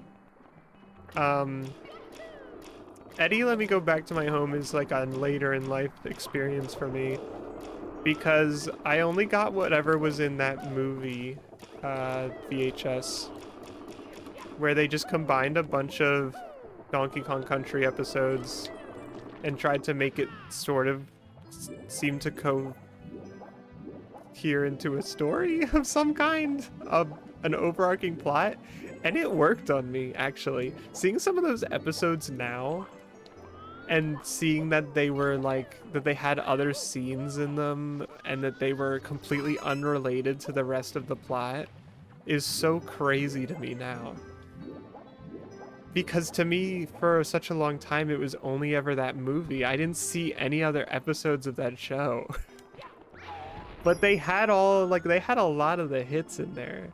I don't even remember if Bluster Kong was in that movie though. Maybe. Like, I feel like Bluster kind of became more of a character through osmosis for me than in the past. He might have been in there though. I feel like he probably had to be at least a little bit. I think just in general, seeing episodes of the Donkey Kong Country TV show, like the ones that I haven't seen at all, like that weren't in that movie at all, are really crazy to me.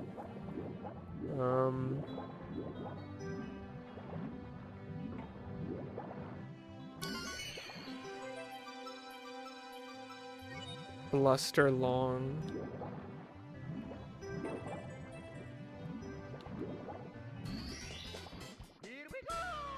That would be pretty cool. You found 70 power stars. The mystery of the endless stairs is solved thanks to you. And is Bowser ever upset? Now on to the final bout. Is Bowser ever upset?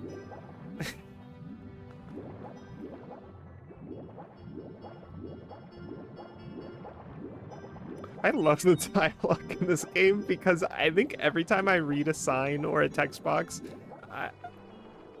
I'm like, oh, I don't think I've paid attention to the text in this game in years and years and years. And somehow I've had this opinion about the text in this game for like a little while now, and it still feels like I don't read it enough. And then I'm still caught off guard by things that it says to me.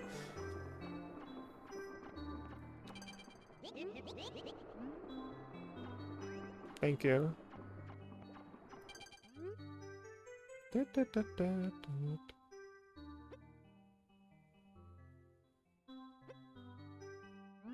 A style and dismount. You see, there's just...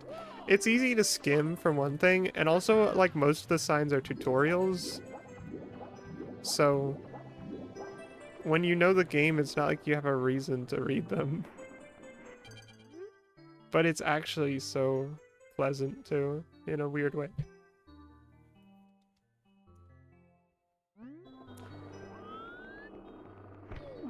Like, what is this gonna say? Attention, read before diving in. If you stay under the water for too long, you'll run out of oxygen.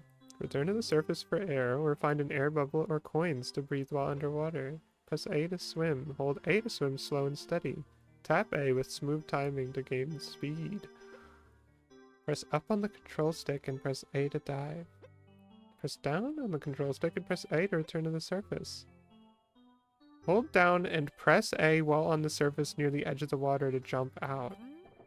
Wait, hold on. There was definitely a time in my life where I thought getting out of the water, like jumping out of the water in Mario 64 was impossible. Now it's just second nature to me, but it was definitely... It definitely used to make no sense to me at all. But if I had read signs, I never would have had to suffer. Flattened.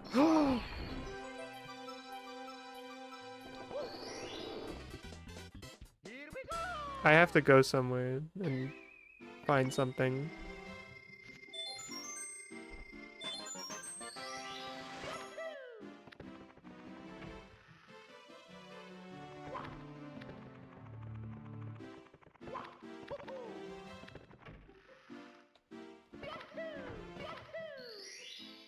Ba, ba, ba, ba, ba, ba.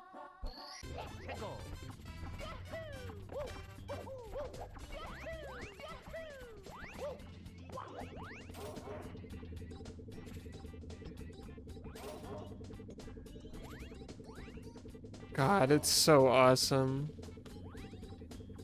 This should be required.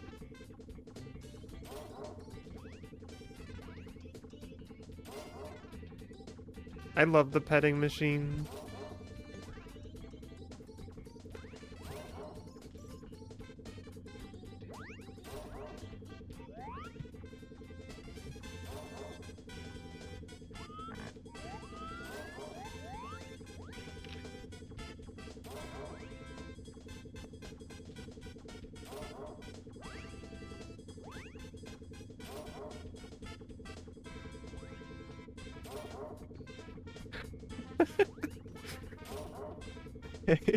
it's it's really fantastic.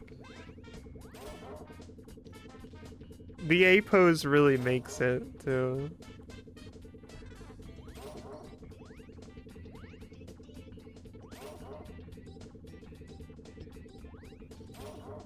Oh, Ilya's 2 more hours of work, GF. Hold on. Well, what I want to put on screen is is a bit violent, but I feel like it's okay, right?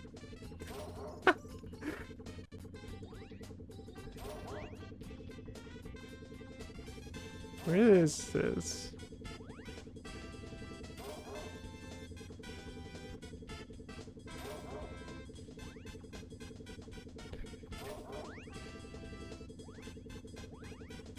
I certainly have this saved to my computer, right?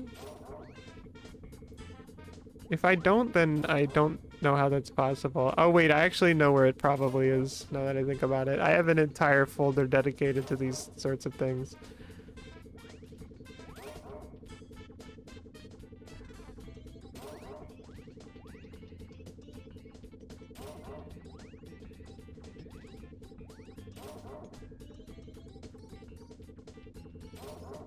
There you go. This is for you, Ilya. It really is pretty violent. But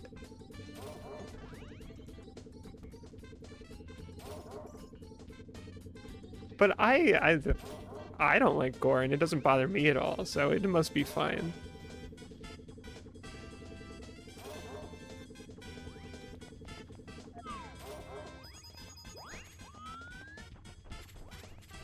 The violent petting machine.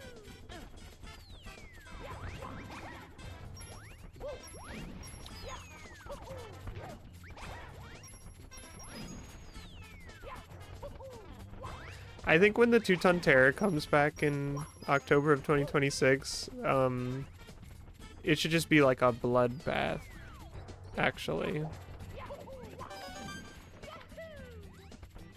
I feel like the Two-Ton Terror kind of had a flat 2025 return. Wasn't that exciting. Magician's Quest kind of wasn't hitting. But maybe this year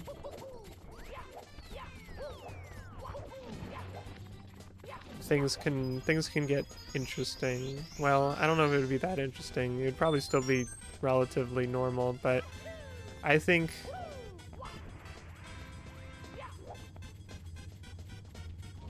lessons have been learned.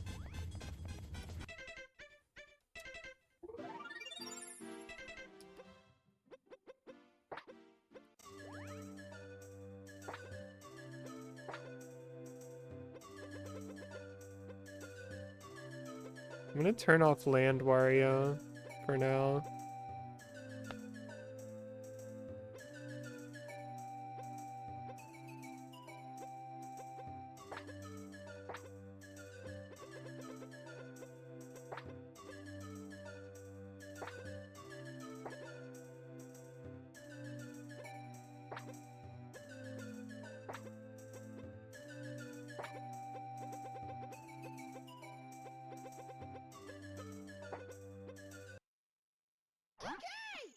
Why are you here, Toad?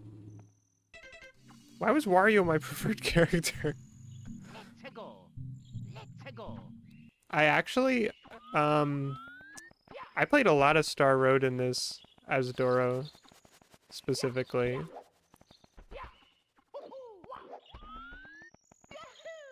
Because I wanted an excuse to play as Dora, but I didn't feel like just playing normal Mario 64. So I started playing Star Road. No, wait, this is wrong.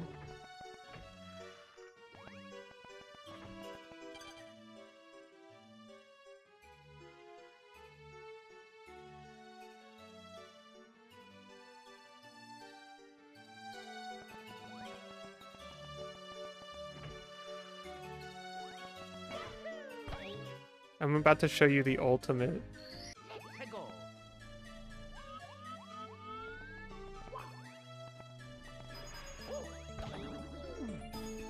As long as I don't die. Get out of here.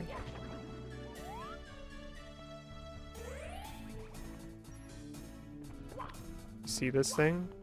Watch this.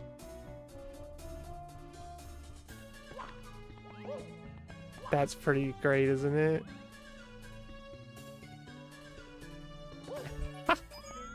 I forgot.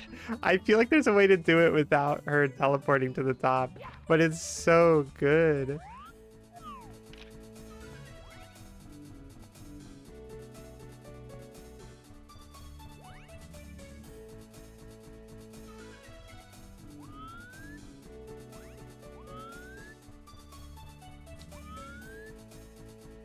I can't get it to happen now. I'm trying to get a nice close view.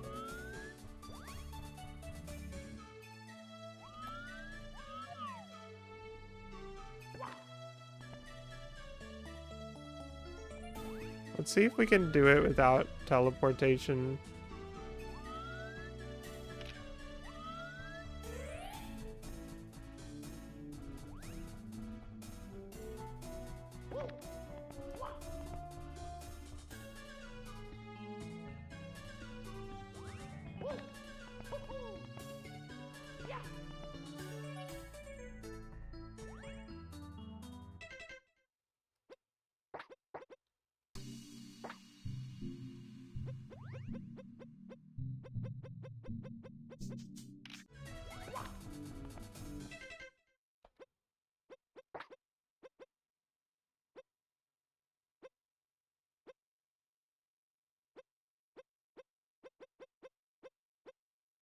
Toad?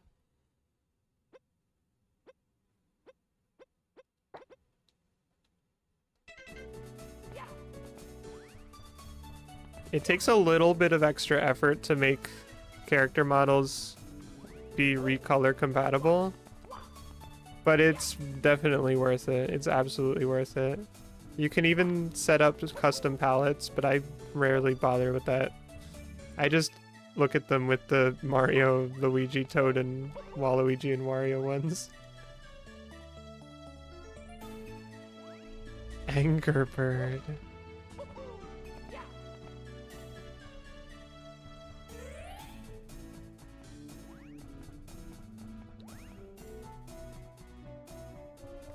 You know, it's funny. I have like a very strong memory of this stage specifically because I think I either hadn't slept at all night, or I woke up like super early. I think it was that I didn't sleep at all. And Dora also wasn't sleeping apparently and decided to stream PUBG. And so I just had that stream on in the background while I was playing this stage. And so that's all I can think about while I'm here, is just listening to a delirious PUBG stream. A dolorous stroke. It's actually crazy that I haven't even attempted or thought strongly about putting Saber into this game. I already have a Saber model that I've made for something else that could probably be reworked into this too. But I guess I just haven't like felt like I needed that for any reason somehow, which is kind of crazy, really.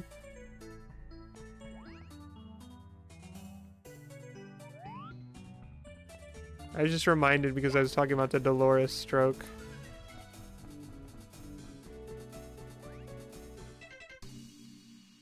Dolorous. I think it. I'm saying Dolores like the name, but it's like Dolores, I think. I haven't abandoned Saber for Sakura. I thought for a little bit that maybe I did, but I started drawing Saber again after the Sakura meltdown. I was gonna say after the Sakura hit the, you know, maybe you don't know. I don't know.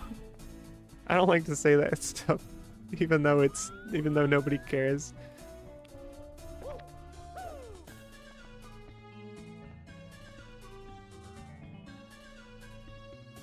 Oh, yeah, I guess the Pentagon is one thing. I guess saying the Pentagon is funnier in a way.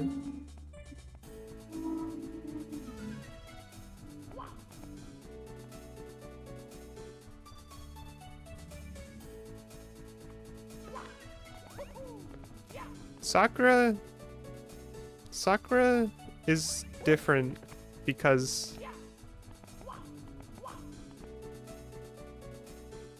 I relate strongly to Sakura.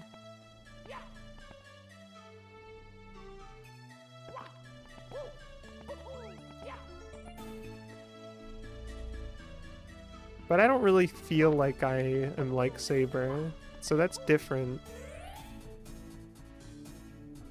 They fulfill different roles for me as characters that I like.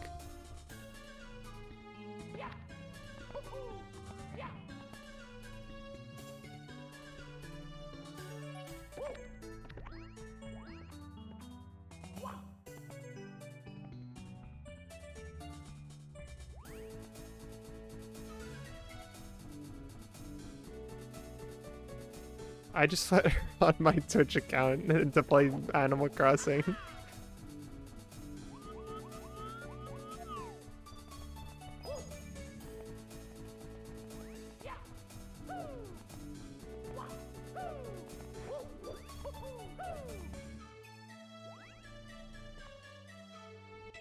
Okay, well that was fun.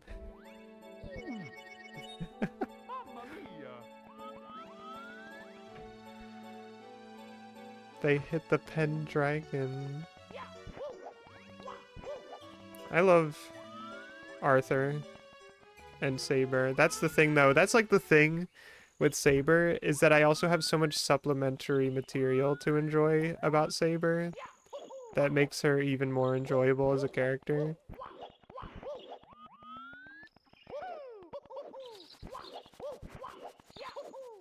Reading Sir Thomas Malory's Le Morte d'Arthur and also reading The Once and Future King just really enhanced my time with Fate Stay Night.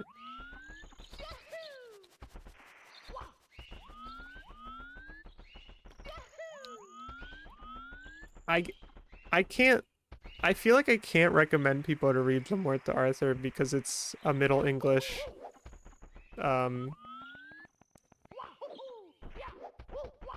arguably sometimes very boring series of books. But I also like it. And I think reading The Once and Future King with that as context makes that book better too.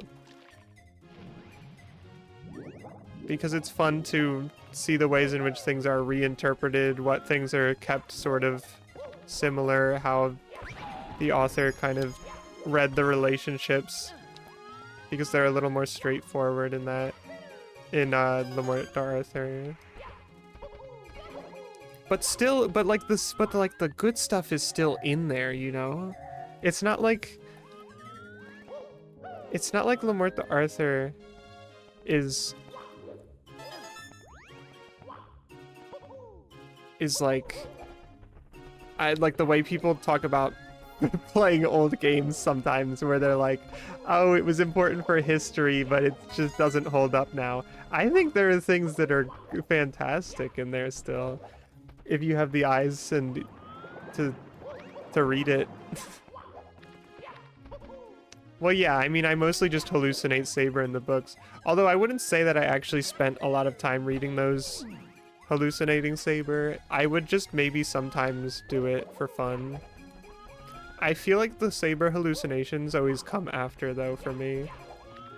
Because in the moment, I'm, like, being told about a guy that is not Saber. Like, in The Once and Future King, I'm being told in the later parts of that book about, like, an old bearded guy. Like, it's like a very important aspect of the sort of final stages of that book is how he's aged. And so it's like not like I can just be like, and it was Saber. But you also can, because you can do anything with your mind that you want when you're reading a book or something like that. Sometimes even anything, even if it's not just a book. La Petite.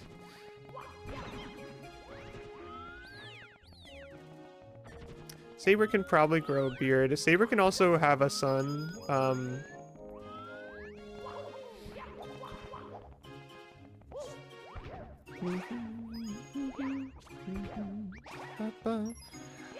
I remember when I was reading about, like, Arthurian characters in Fate Stay Night, like the ones that they've put in future stuff. It's future stuff that I probably won't engage with that much because it sounds like stuff that I wouldn't enjoy, really. But who knows where my life will take me. But I remember... Okay, well, there was one thing that made me think that... There was one thing that Merlin says in The Once and Future King that made me think, like, this guy, he's referencing Fate Stay Night right now. He starts, like, saying, like, oh, we're gonna be there in the future someday in, like, so and so many years, like, ludicrous amount of time. I don't even remember exactly what he said, but he was like, yeah, well, you're gonna come back and I'm gonna be there too. And I was like, yeah, that's right, because it's gonna be the Holy Grail War. I think he was just referencing, I mean, I don't think, I basically know that he was just referencing the sort of legend behind Arthur that he will return from Avalon one day to save England at its most, at its greatest time of need or whatever. That's supposedly the thing. Merlin is not Shiro. He's not! He's not!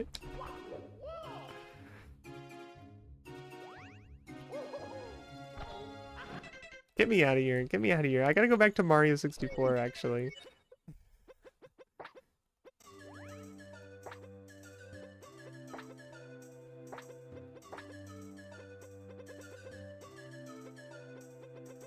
Merlin is a bodacious babe. Merlin is like an Otome character, basically. In Fate, I mean. Not in the, Arthurian legends. I mean, he probably could look like one if he wanted to, I guess. He's magic. I try my best to accept the way Merlin looks in Fate, but I think he offends my my desires more than any other character in Fate Stay Night, or not Fate Stay Night, in extended Fate universe. Second place in terms of characters that I hate to look at in Fate and don't look anything like what I imagined or wanted from them. Second place goes to Gawain. I had to pause because I almost said Galahad and I knew that was wrong. I was just thinking of a G name. They all have G names. Harris. Then maybe that's the only other one that has a G name. Okay. I mean, there's Galahad. Galahad is the one who was the most holy of them all. Gawain is the oldest brother of the Orkneys.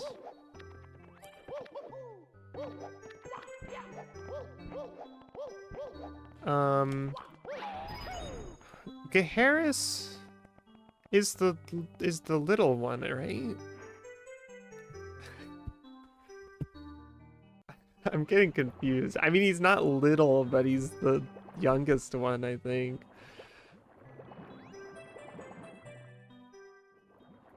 They made, if I'm thinking correctly, Gaheris is the one that they made a puppy girl in Fate.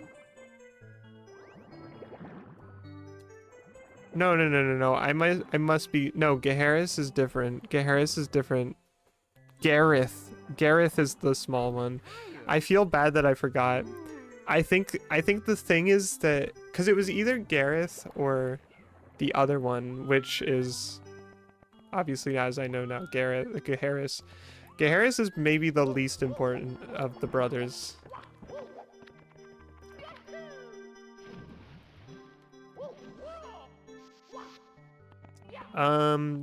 Actually, Galahad in Fate is kind of funny because there's that purple eggplant girl from Fate Go.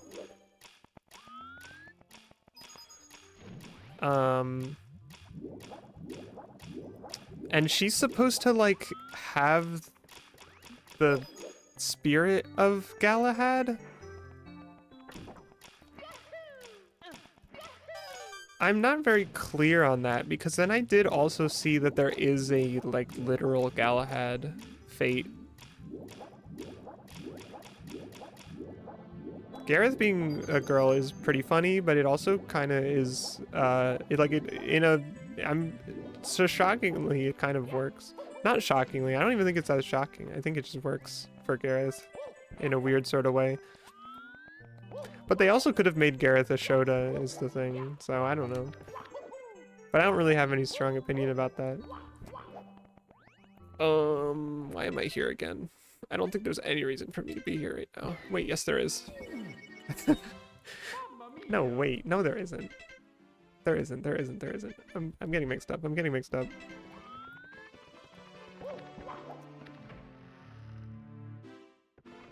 Hello, tape player. So, Gaheris. I'm pretty sure. I feel like he doesn't, like, accomplish anything. He has, like, a small role compared to the rest of them.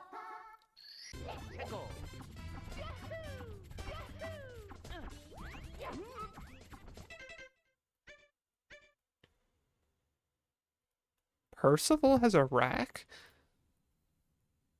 Percival's the other, Holy Grail knight. I need to refresh my memory on what Gaheris even does.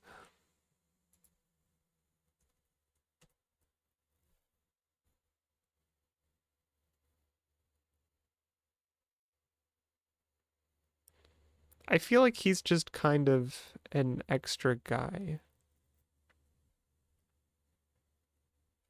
Who's the evil one?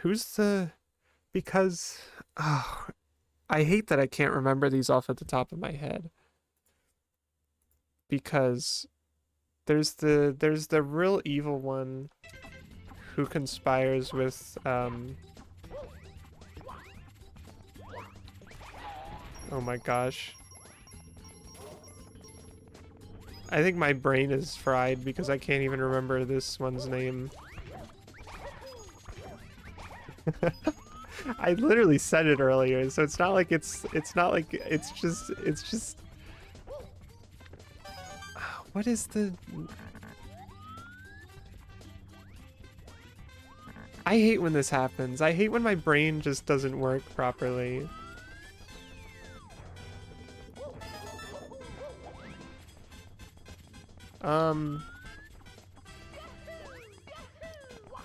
Mordred. That's not the initial character's name I was trying to remember, but that was the one I was gonna say. See, the real nasty Orkney brother, um, who hangs out with Mordred, has like a name that is easy to remember that he's bad with because of the way it sounds. Let me just stop torturing myself and look at a list of all the Orkneys.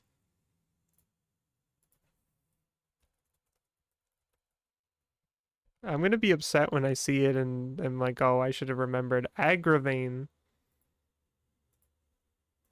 That's the other one. And it's easy to remember because it just sounds just like, because to me, I just think of aggravated or something. Or angry. And also, he's not a G name, so I think that also helps, but it still didn't help me remember in that moment. Million Arthur. Yeah, sometimes there's results from, like, other things that I don't care about. Like, I didn't know that... Was it Seven Deadly Sins? I didn't know that that had a bunch of Arthurian character names in it, but I know I sure don't care about that at all. You couldn't pay me to care about it. Not right now, at least. Also, hello, Ilya Yanotka.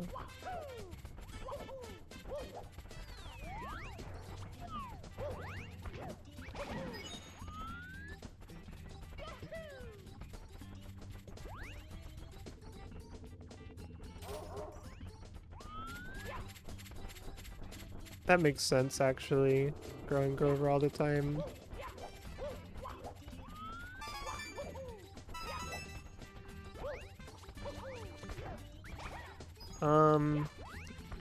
What was I talking about, though? I was talking about characters not liking the way characters look in Fate. Like Extended Fate. I actually don't mind a lot of them. Agravain looks pretty good. They made him, like, look like a haggard guy, which I like. Honestly, I think it's wasted on Agravain. I don't think Agravain is that interesting of a guy. He's, like, just, like, kind of nasty. So I feel like his appearance is wasted on him. In Fate, I mean. Whereas Galahad is just like a real white bread ass boy. Did I say Galahad? I meant Gawain. In Fate.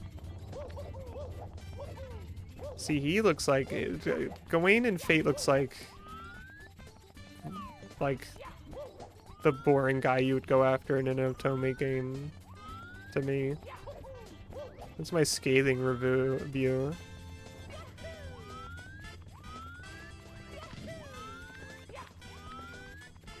I was very conflicted about Mordred. Because I had such a specific vision of Mordred in my head. Like, more than any other character, I think. So I was kind of disappointed. But then I discussed it with Washi a bit, and she convinced me that Mordred is sexy, so it's fine. Gets the pass.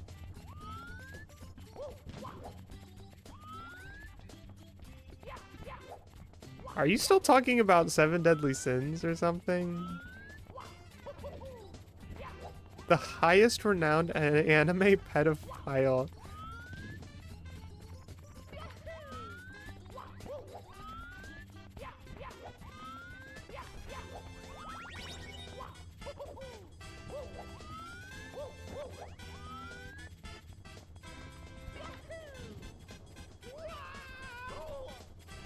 Why am I doing this? I could just shoot up there.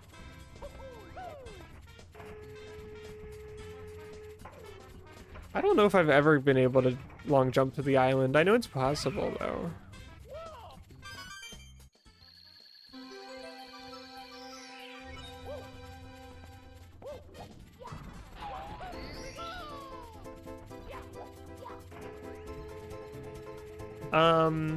Anyway.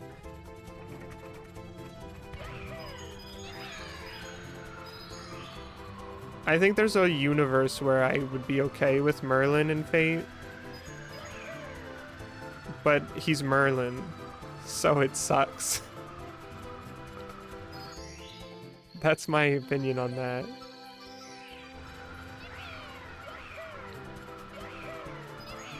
It's such a cop-out. He's supposed to be an old guy. It's so upsetting.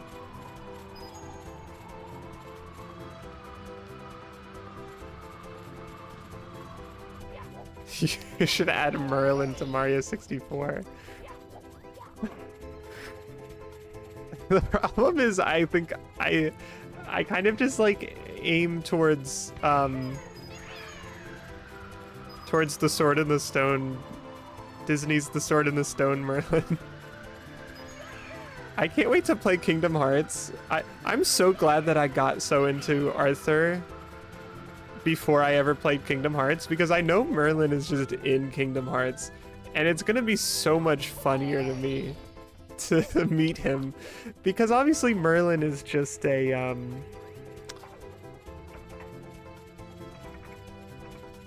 obviously Merlin is just like a big deal kind of culturally as far as wizards go. Like, Merlin is the most famous wizard guy, I think.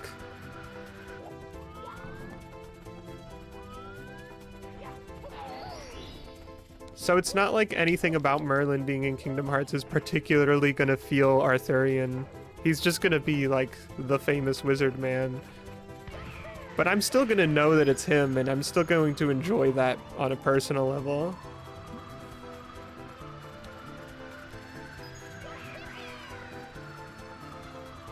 You only knew him from Kingdom Hearts. That's crazy. He's better in his movie? That's unfortunate that he's not as fun in Kingdom Hearts, because he's great in that movie. Well, I was just talking, I don't know if you know Mage. I mean, there's probably a good chance you know. To me, it was crazy to hear, though, because Doro told me that the Sword in the Stone is just an adaptation of the first book of the Once and Future King. Like, that whole first book, I mean, like, the first book is even literally called The Sword in the Stone. The Once and Future King is kind of just what it's called as a collection of all of the books, I think.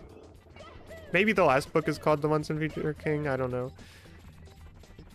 I kind of just like went through it all in one fell swoop though, so I didn't think a lot about that distinction.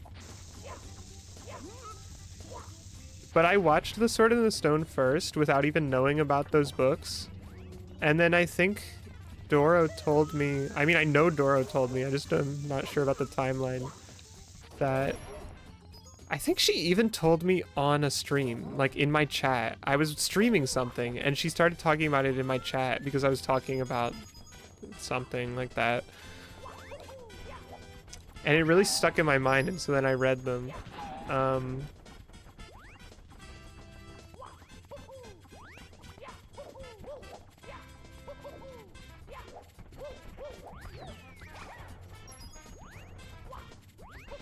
Before they had an original movie, like that wasn't based on a story, that sounds true. I mean, that was kind of their thing, was to just adapt stories. It's just, I think the Sword in the Stone thing is so crazy to me because it's not like it's like Cinderella is like, you know, like these books that are stories that are kind of on the older side. I feel like the Sword in the Stone is such a like,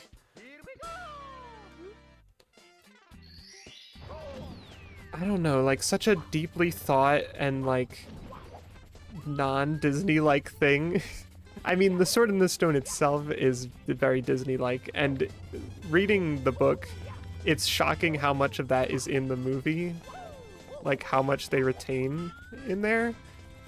But those books as a whole are very like a lot. They're very good, and I recommend them highly.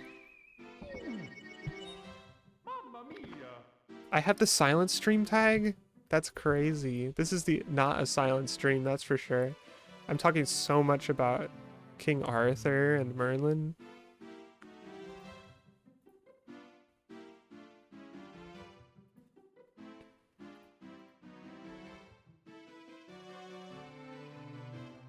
Oh, you were talking about the BBC Young Merlin. I don't think I knew about that until I was searching things at one point and just kept like finding Young Merlin BBC show stuff. It's so funny to see those things. I don't think I would like it, but it's very funny that it exists.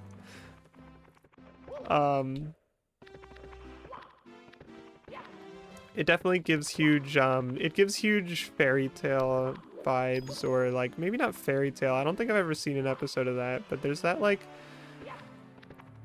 a show like that where they are literally doing like Disney stuff, but in live action format. Also Grow and Grover all the time, yes. Merlin does age backwards. And I think that was something that was invented by T.H. White when making the Once and Future King. I don't know if that existed in anything before he decided it was true. But it honestly does amazing things for Merlin as a character.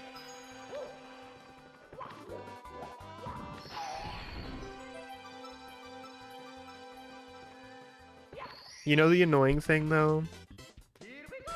That means Merlin could kind of, at least a little more justifiably, look like a sexy anime boy in Fate. Because I don't think any of that stuff takes place in the past. I'm pretty sure that stuff is all, like, later on. So I guess he doesn't have to look old.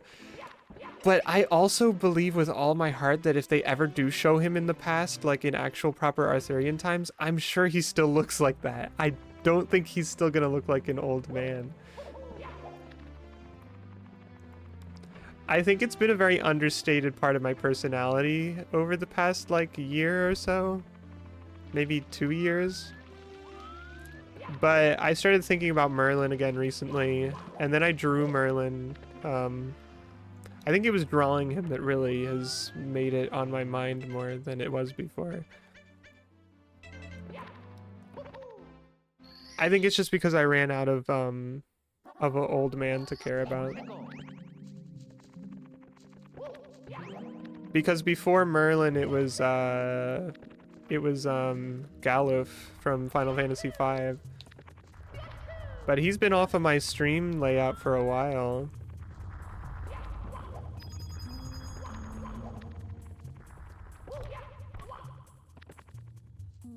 Rest in peace. It had to happen to him. It was his fate.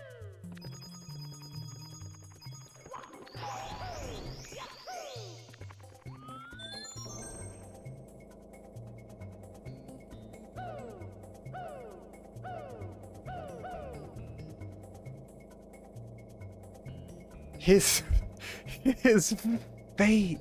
Stay night.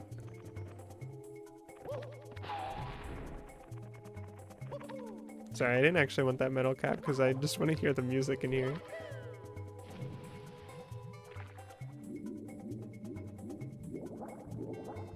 I could get that star without Dory's help, but I also want to be with Dory for a little bit here. Dory is one of those things that makes me, like, sad. Like, irrationally sad. I have this thing for, like, things that appear overly innocent to me make me, like, depressed.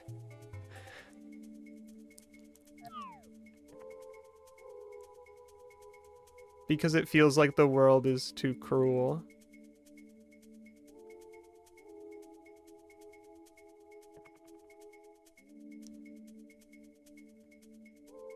I think I've talked about this before when I talked about I think like on a Sonic Adventure stream I was talking about how much Furbies made me upset because they're like babies that will they're like these they're just babies, but they'll never stop being babies.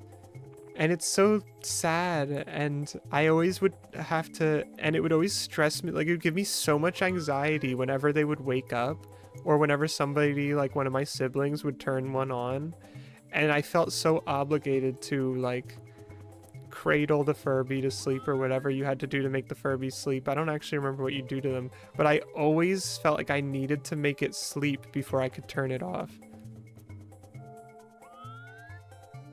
Because I needed it to be happy and at peace. And it makes me so, and it just bothers me in a very profound way. And I think I remember realizing as I was explaining that story that every time I was in the Chow Garden and in Sonic Adventure, I was literally doing that exact behavior every time. I would always try to make them all go to sleep before I run away and never come back. So that impulse has not left me. It's just that I don't have to deal with Furby existing in my life, so it doesn't come up a lot. But Dory is also kind of like, look at Dory. They made Dory different in the new stuff. Dory has like goggles and doesn't have Dory doesn't have prey eyes anymore. Dory has predator eyes in newer Mario. Dory's eyes are on the front in the new stuff.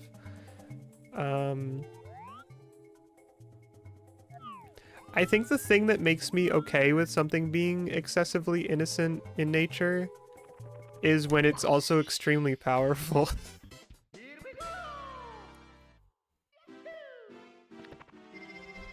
I would be more comfortable if I felt like Furby could, like, do crazy stuff. If it wanted to. And that's why Kirby is a fantastic invention on the Earth, because Kirby can do all sorts of crazy stuff. And so it doesn't disturb me that he's basically just a baby forever.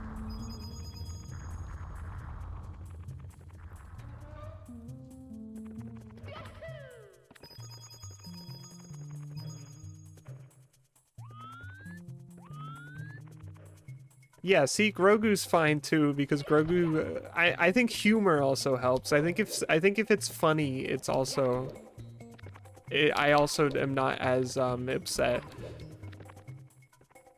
because there's an inherent sort of power in comedy, like how Bugs Bunny is powerful, you know, and Grogu's kind of like that, I guess. I don't think Grogu is that funny. I'm not like a Grogu super fan or anything, but I'm not disturbed by Grogu's existence. I mean, he's also like a baby Yoda, so that also helps, I think.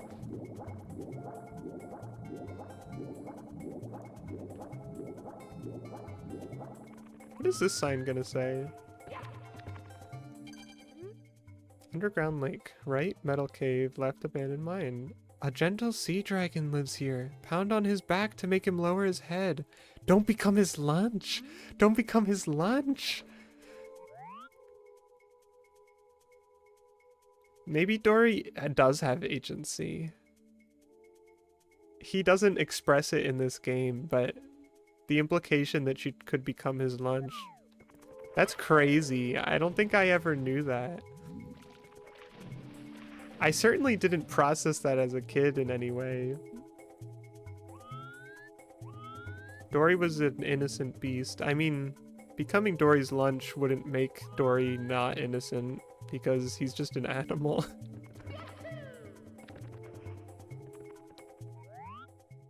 I am 100% positive that you cannot become lunch.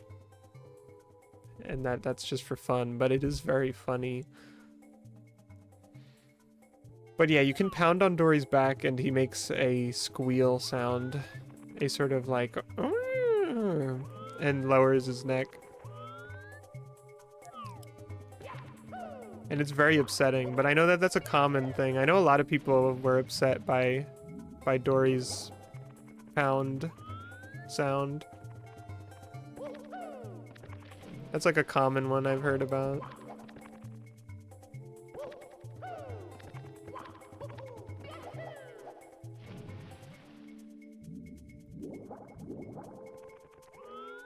I've done that well, no. Well, really, what is the distinction between me now and me before as a kettle and a shrimp and stuff like that? I don't really understand the logistics of what's changed with me physiologically and in soul.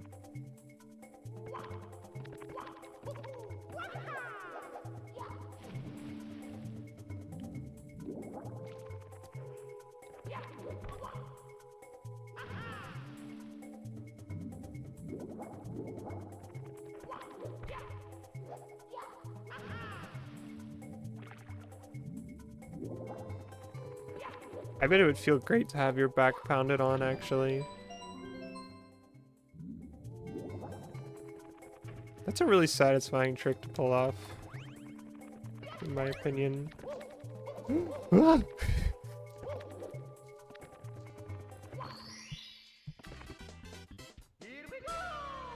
I mean, you literally pound King Womp's back, so... That did blow him up, but it's fine. It's not a big deal. The Womp King.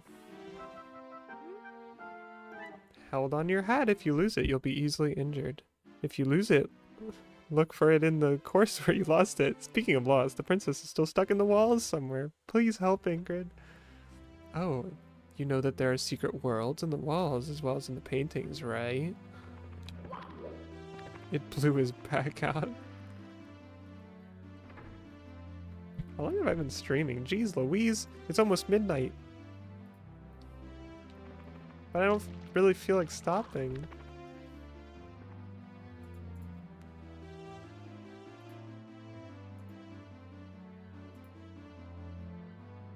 Bum, bum, bum, bum, bum.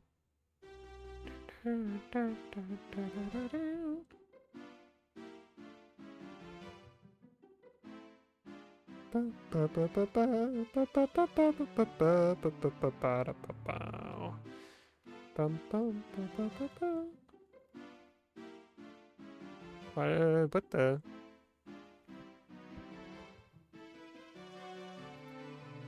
My devices don't work.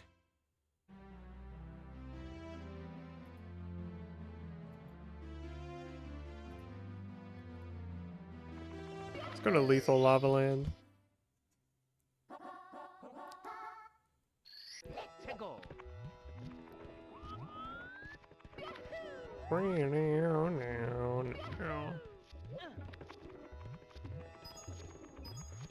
I love this song. I love this game.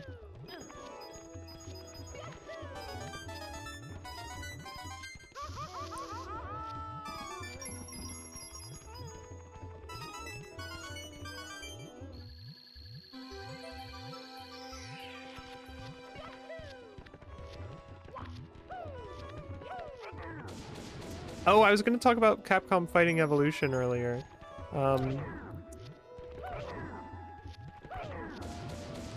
That seemed like a crazy game. It was going to be a fighting game with Ingrid and two guys as the protagonists. And then there was a guy, like the villain was some guy called Death, and he looked pretty cool. There's like art of him and stuff, existing art of him.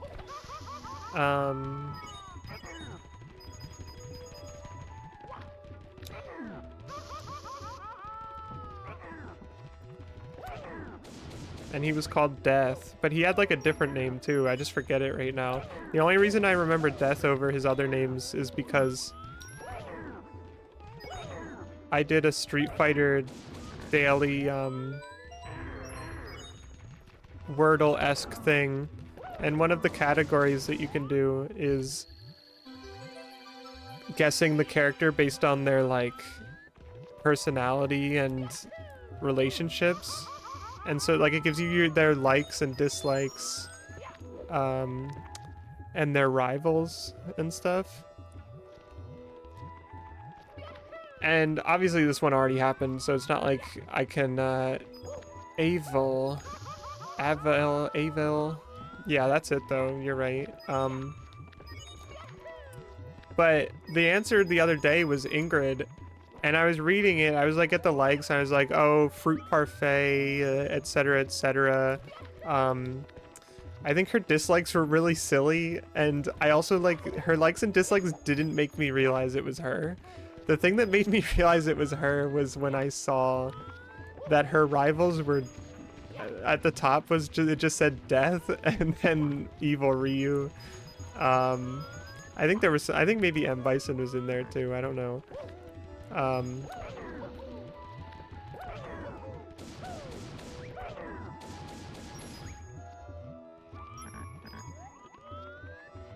But it almost felt intentional that they used his like code name Death instead of his more real name that he has.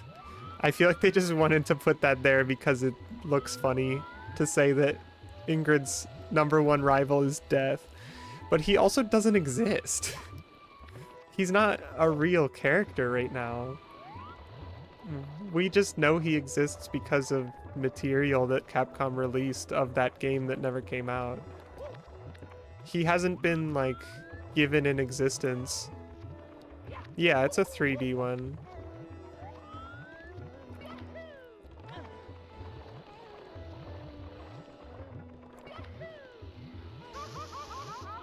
Not yet. I was kind of hoping that when she got into Street Fighter 6, Ingrid would like carry some of that stuff in. The two guys that she was a protagonist with and Abel.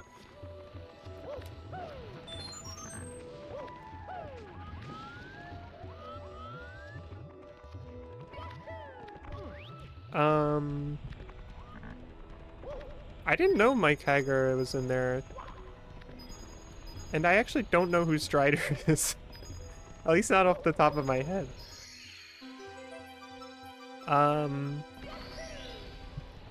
It's funny that you mentioned Mike Hager, though. I mean, it makes sense because I'm pretty sure it takes place in Metro City. The story is that Abel has set a bomb to blow up in Metro City. And the only ones who can disarm it are the code bearers or something. Basically, they're like, I guess they're like, I don't really know if there are specifics about what the deal was going to be. Just that they were like, that I guess the two guys were engineered to be code bearers. And I think they're just called that because they like have the ability to like have the codes to stop the bomb or whatever. But I think it's also like some sort of weird psychic ability thing that they were given. Because in the deal with Ingrid and Abel is that they're natural born. They're just like that, and they're mysterious. And they're linked in a weird way that isn't explained or whatever. So I don't know, it'd be cool if he gets to appear. I guess the two protagonist guys at best would probably just be like a fun little thing. I wouldn't be surprised if because of the way they're treating Ingrid like a sort of dimensional being now, if she at least references Capcom Fighting Evolution. Just as like, oh, this is just one potential reality in the universe. But I don't know. I guess it doesn't really matter that much one way or the other. Mamma mia! What was but what I was gonna say is the impression I kept getting of Capcom Fighting Evolution was that it kind of seemed like it might have been better conceived as a beat 'em up, like a Final Fight type of thing, like a successor to Final Fight, I guess. Because I don't know, I mean, it probably would have been cool in its own way as a fighting game. It was just a fighting game. It was a 2D fighting game. At least that's the impression that it gave when I saw the stuff of it, the material. And I think that, like, they said it was a fighting game. I don't know exactly the specifics, but like the fact that it, like, the kind of plot it has, the fact that it's in Metro City literally, and then the protagonist situation, which is like basically exactly like when Final Fight has Guy, Cody, and Maki as protagonists. I guess Mike Hager is also there, but he was also gonna be in that one too, so it just all makes sense. It should have been a beat 'em up game, and it probably would have been easier for them to make, maybe. Well, I don't know about easier them to make, but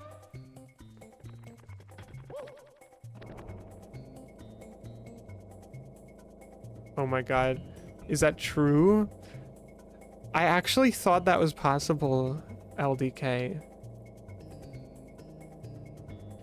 But I didn't, I just decided that it was probably, that I was probably right in this one situation. In this one situation, I resisted my doubts. Capcom Fighting Evolution. No. I was wrong. Capcom Fighting Evolution. But you know what? I know why I got it mixed up, because Capcom Fighting Evolution is what Ingrid showed up in.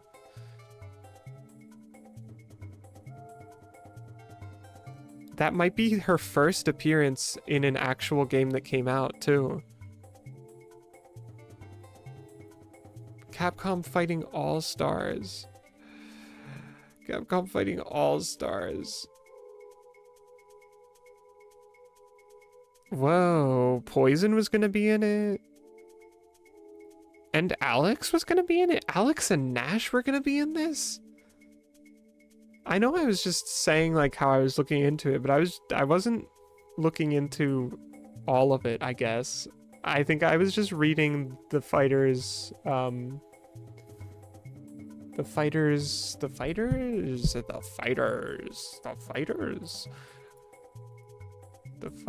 generation, that website, the fighters generation, that exists and is honestly a very nice resource for fighting game material.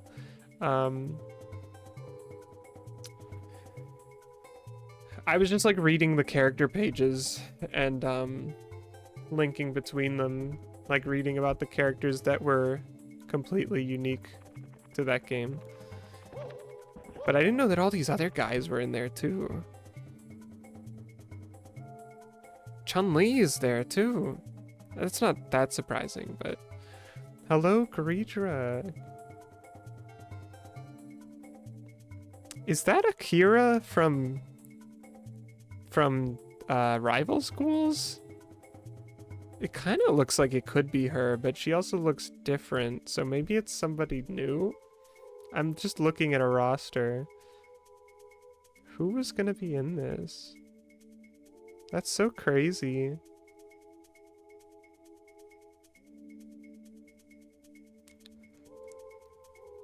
Ah, Code Holder. I kept saying Code Bearer, but I knew that was kind of wrong too. Well, I knew that. I felt like that one was wrong. Obviously, I didn't know that the name of the game was wrong because I went forward with so much confidence.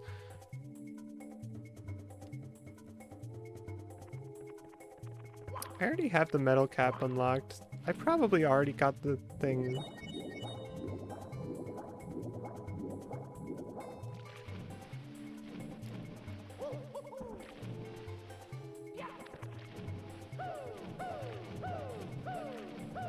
Hey, I'm full of it. I thought I could get up here without Dory.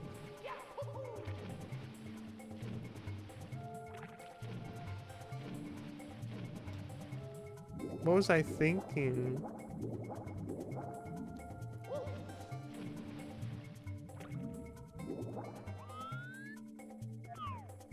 Bearer of the curse.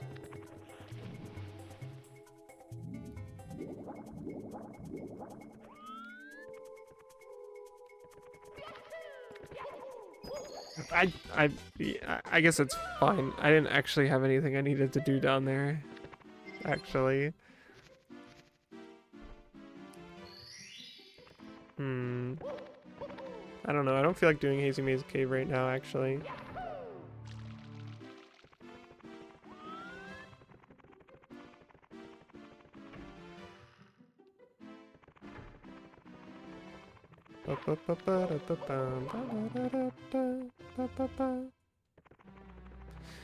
You know what? Why don't I just do the big thing? I have 70 stars. I mean, I could have also done a BLJ, but I kind of didn't want to because it's like, I just want to get every star. I want to get 120 stars, but it's not like it makes a difference if I do it more than once.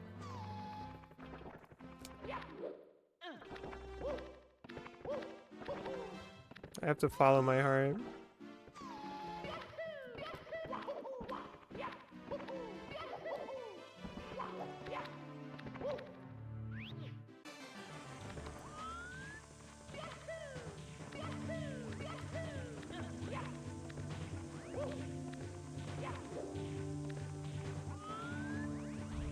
Don't even speedrunners have to push this box? I feel like that might be true.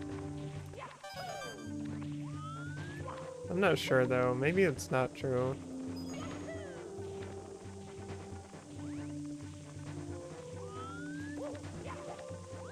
But yeah, no, I think Capcom Fighting All-Stars should have been made into a beat 'em up game. I don't even like beat 'em ups that much, to be honest. But I think it would have served its purpose better. It would have served its plot and its characters much better if it was that instead of a fighting game. And now we'll never get to know their story.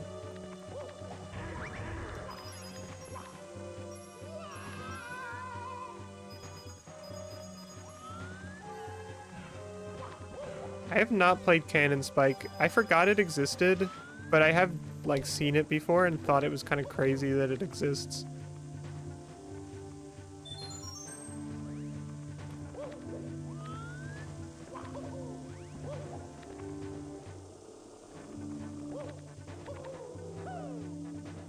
Oops.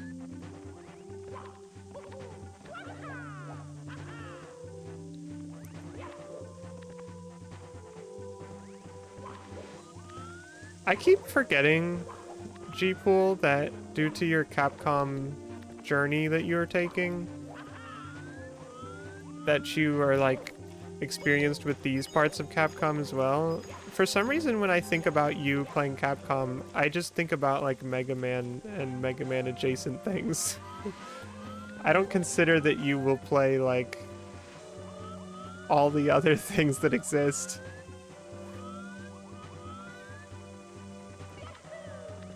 They're just like different sides of Capcom to me in a way that I fail to consider. Like they almost feel like they may as well be different things to me.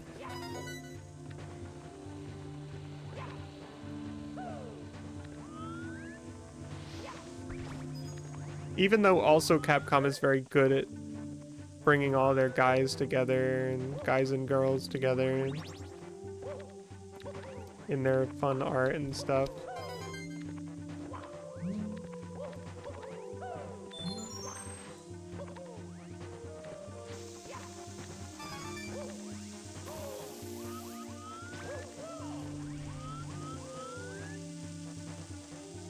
I've talked about a bunch before how Capcom is kind of the best to ever do it with that kind of stuff.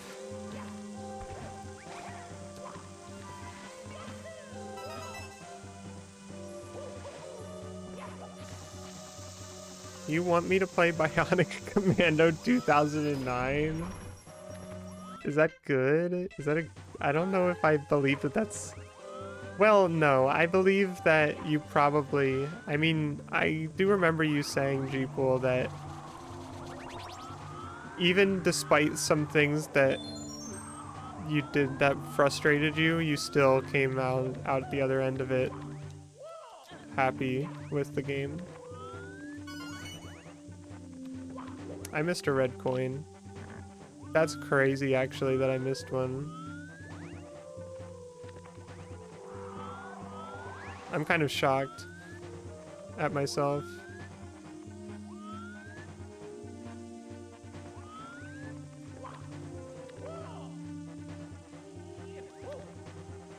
Where would I have missed a red coin?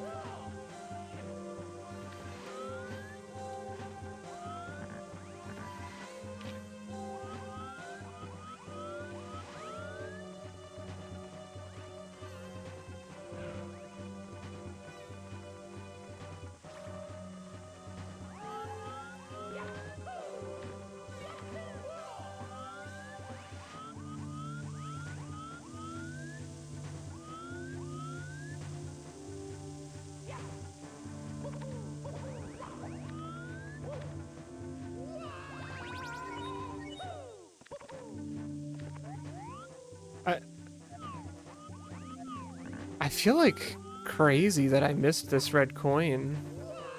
I see it. Oh my gosh, I do remember this one. I actually feel a little less crazy for forgetting it though, because this is the mean one. This is like such a mean one. I think I've probably forgotten this one many times in my life. Hey, guess what? I already have it. That's crazy. I already have it? I must have like backwards long jumped when I was like playing as Doro or something. I don't know. I guess, I mean, I've been here before, so...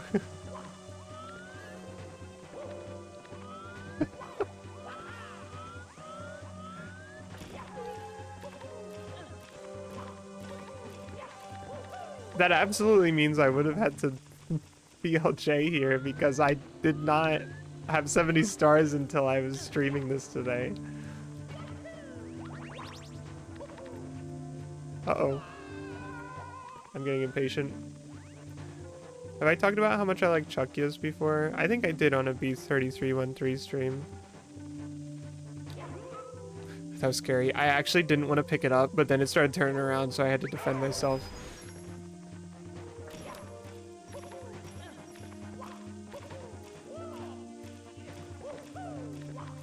The Capcom AVP beat 'em up.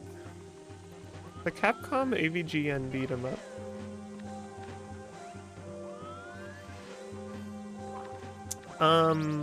There's a Capcom thing where they're in mechs that makes me kind of sad, unfortunately, because I'm not actually like a huge mech person, is the truth.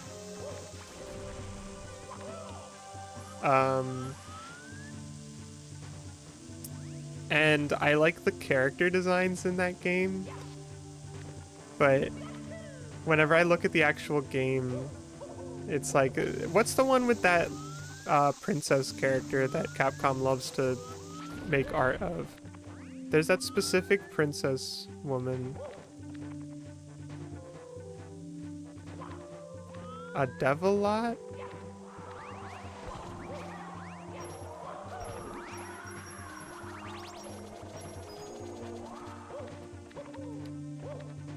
Hold on, let me search Devilot.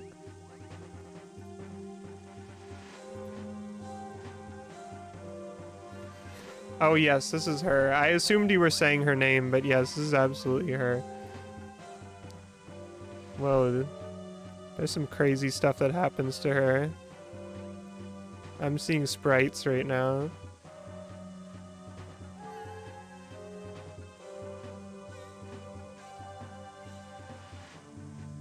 Yeah, I mean, I always thought she was a cool character. I didn't know that she had a Frankenstein accomplice and some sort of other creature. But they love to have art of her. And yeah, I don't know. Cyberbots Full Metal Madness. I just couldn't get into the fact that they were in mechs, unfortunately. Because that means the characters aren't on my screen, the mechs are.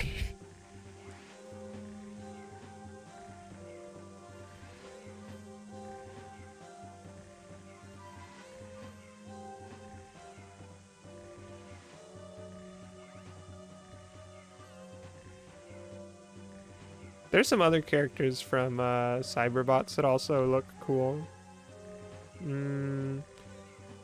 Sorry, I can't... I can't sit here looking at images on Google right outside of the Bowser, final Bowser in the sky pipe. I love Bowser in the sky. Wait, hold on.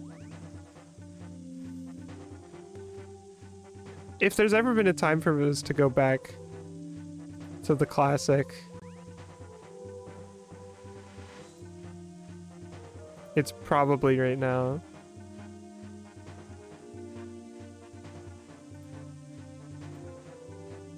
Star Gladiator.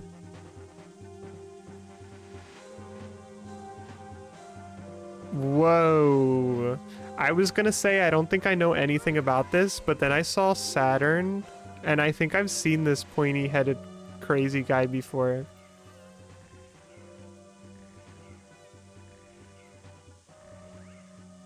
Why is my pipe mug? Apparently that's a setting I set whenever I first downloaded this.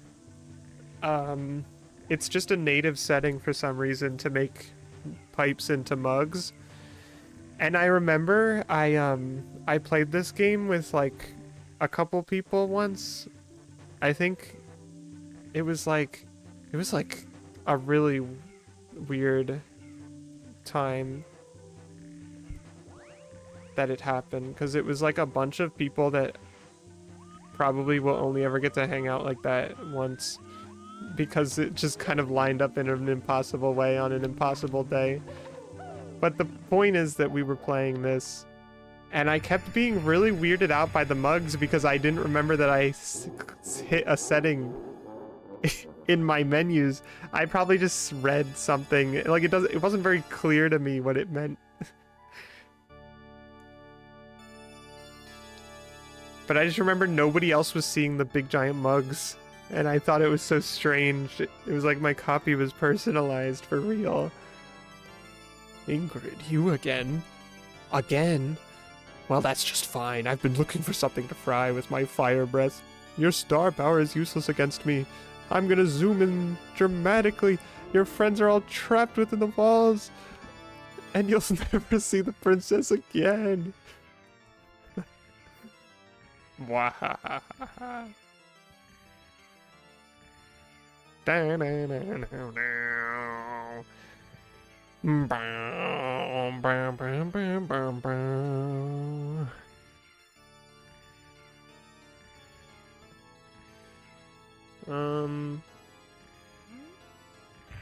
I guess it's fine.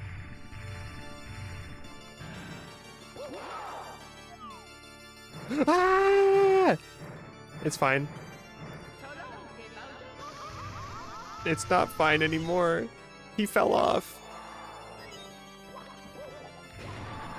Ah! Expertly dodged.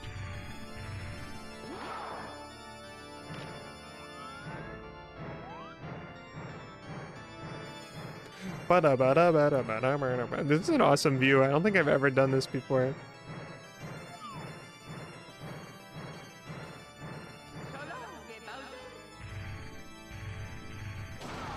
That was a little close.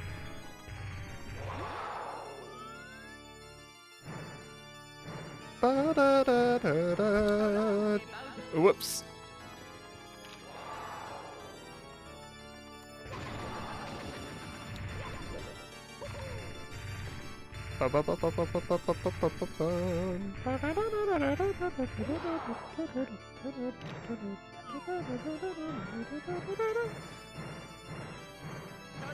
No.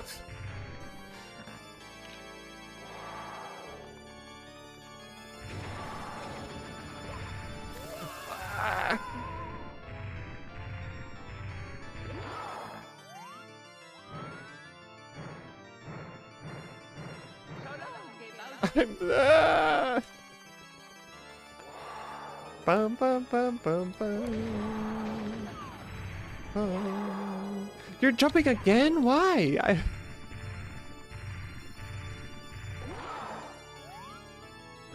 That just really took me off guard. Oh my gosh.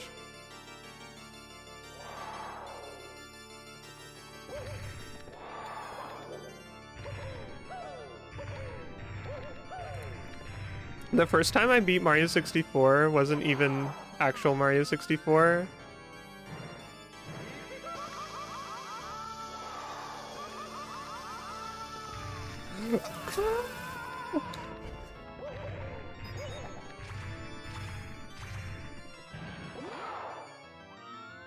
It was Mario 64 DS. I actually got the throw. I was just trying to escape death. I need that coin, Bowser.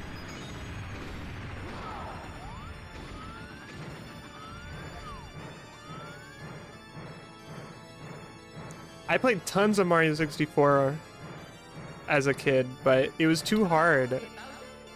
Whereas Mario 64 DS was a handheld, so I could it was easier to be playing a lot of it than Mario 64 normal. And also I was older at that point, so I was better at games. But even then, the final Bowser fight was so hard. I remember my sister and I had to do a real-life bros attack where one of us would spin the stylus on the screen to spin Bowser, and the other one would time the throw with the button press. And that's how it happened. That's how it finally came true. It's honestly, it's great. But I wasn't good enough this time.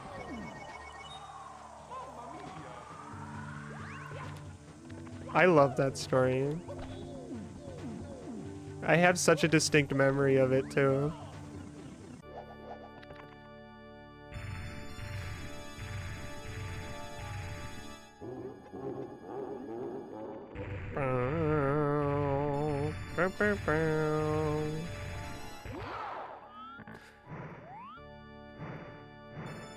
I also, for some reason, distinctly remember Bowser saying, "Keep that touch screen smoking." I think he says, "Keep that stick smoking" in this, like the control stick, maybe. So it's sort of a fun little twist on that.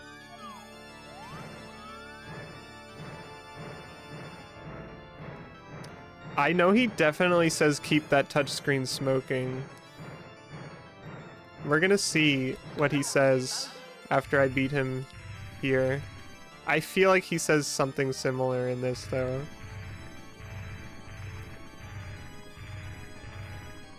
Can you run over here? Oh! He's a little more accurate than I was expecting. Yeah, it's a good thing I have all these lives.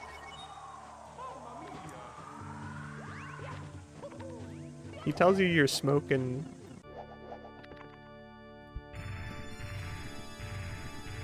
Bum bum bum. Ingrid again.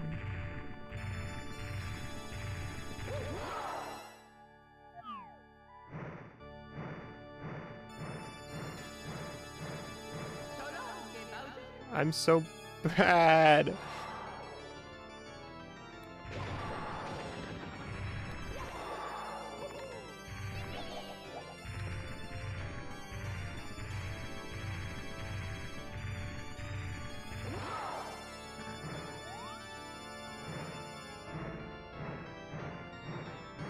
Is this the most menacing Bowser has ever been in a Mario game?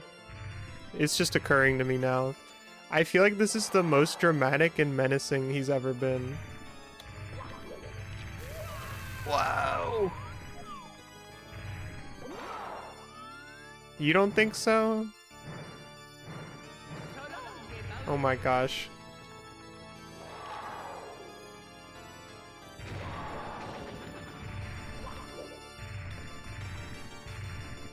I guess he's pretty menacing in Mario Galaxy, now that I think about it. And he's like doing way more evil stuff in that, because he's trying to like take over the galaxy or whatever.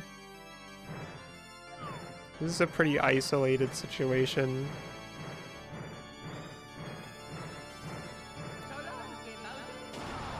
Okay, well, he was definitely more dangerous in that sense, I guess. He was throwing hammers. Wait, was that only the first throw?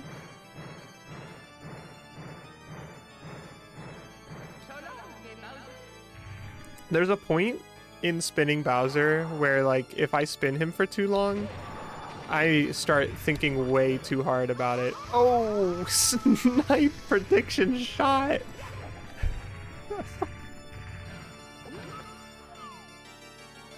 Oh, Yoshi's Island. Well, he was a baby, though.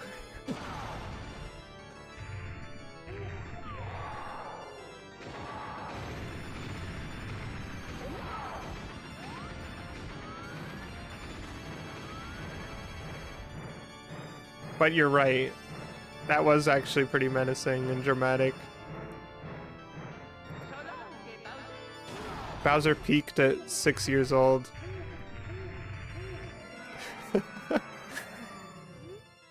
No, it can't be. You really beaten me, Ingrid. I gave those troops power, but now it's fading away. Oh, I can see peace returning to the world. I can't stand it.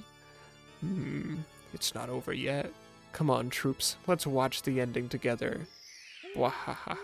Okay. I think he says the thing about smoking if you have 120 stars. I wasn't sure, but I think that sounds right.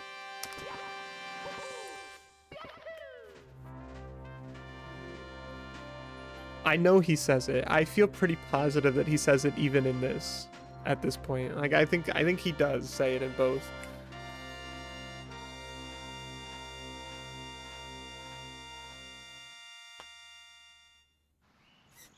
Thank you, G-Pool. I didn't expect to stream this much Mario 64 over it, but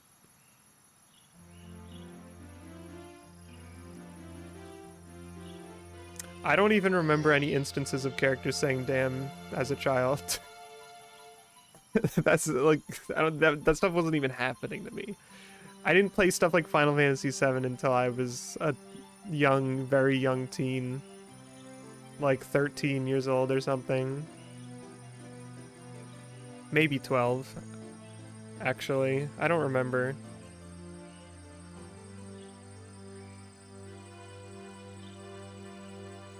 Or was it later than that? I don't even remember.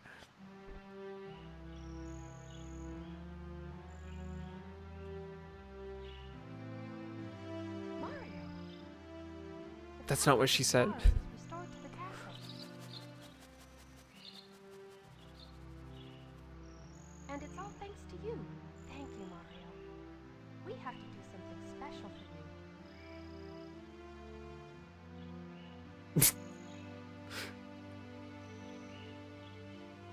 Here we go! Listen, everybody. Let's make a delicious cake. The non-functioning kiss that can basically never work on any character except for Mario because of his big nose. Mario. You used to call Jackass Donkey. See, LDK, I don't remember having any thoughts on Hell of a Guy in the DK rap. I don't remember at all. And I played a lot of Donkey Kong 64 as a kid, and I know the DK rap very well.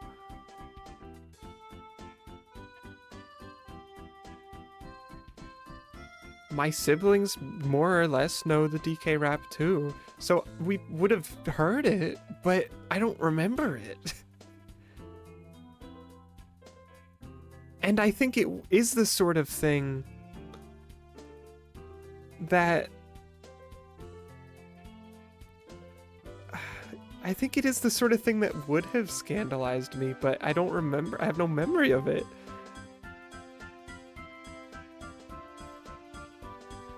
Okay, well, I don't know every part very well. Like, I'm pretty bad at Diddy Kong's part. I think Diddy Kong is usually where I lose it, actually. Is he the last one? I'm not gonna do it. Stop. I can't do it right now. I can't. I really can't. I don't feel it in my heart. I've sung it before. Wait a second. I'm pretty sure I've sang it on stream before. Yeah, I would do it when I played Smash Bros. Melee. Every time I would get to the Donkey Kong stage in Smash Bros. Melee, I would sing it. I think I only stopped like the last 1 or 2 times that I was doing adventure mode or whatever, or classic mode. I don't know. I did it while I was fighting. I don't know how long those fights lasted.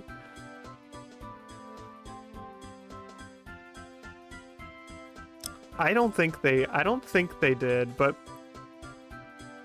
did I ever let the DK rap play on my copy of Donkey Kong 64?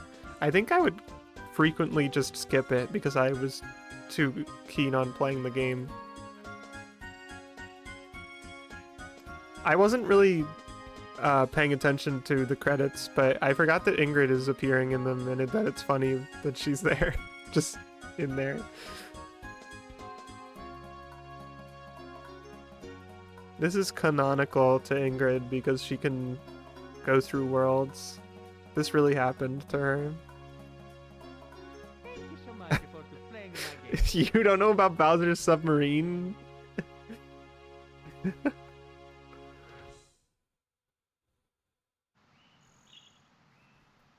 I can take you there right now.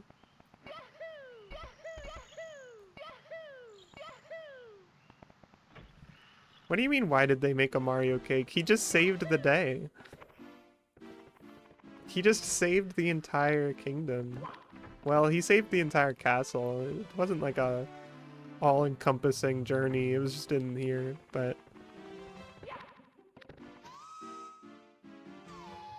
Oh my god, you're right. It was Ingrid. Why was Mario on the cake? I already forgot. Let's go. It's the famous Dire Dire Docks. So, don't people call this song Dire Dire Docks? Even though Jolly Roger Bay is the first stage you would hear it in? I never really thought about that until now.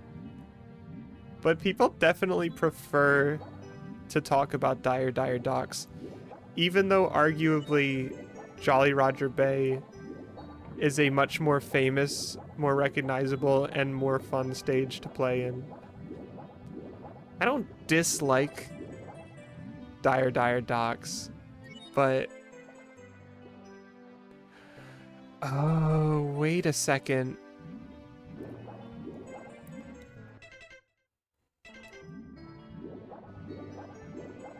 I feel like I remember the submarine having like a special thing about it. Now that I'm here and it's not here. Doesn't the submarine only ever show up once? But wait, but then how would you ever get the star again? Maybe this is just a weird thing with playing the version of the game I'm playing right now. I actually almost made that mistake when you asked about the submarine. I wanted to say Jolly Roger, or well, no, what did I want to say? I know I wanted to say something. Yeah, without the submarine, it's kind of not great. I mean, it's not bad, but why is it like this? Don't these not even show up if you're on the submarine version of the stage? Why did it put me in this instance of the stage? I selected the submarine stage.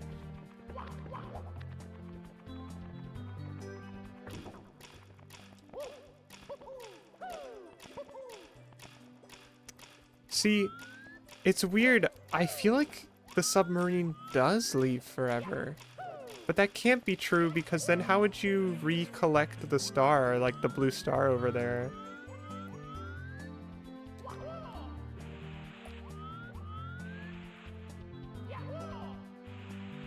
I mean, I guess you don't... I guess there's no reason you would ever have to recollect a star. But I feel like they are always possible to recollect. I mean, it is possible to get that with the poles and stuff. But still...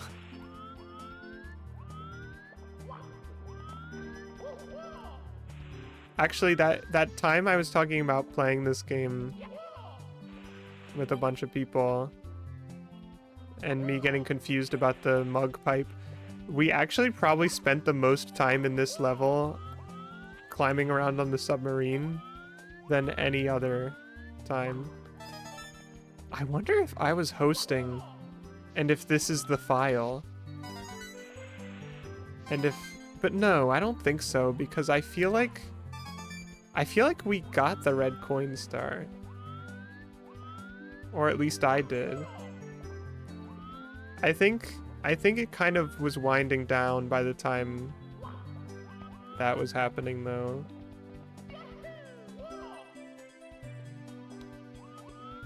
Yeah, I don't know. I feel like there's something weird about the submarine though. Like a special thing about it. It might be the fact that that hatch down there is usually has a big Bowser face blocking it and stuff. The submarine thing is really strange because I feel like the submarine is supposed to imply something about like it's supposed to almost be a story element that like, oh, Bowser has a submarine down here and you need to go infiltrate it. But all you do is get a star on top of it and then you unlock the Bowser stage. Whoops. Because this is how you go to Bowser in the Fire Sea, is you complete the submarine mission, and then it opens up Fire Sea.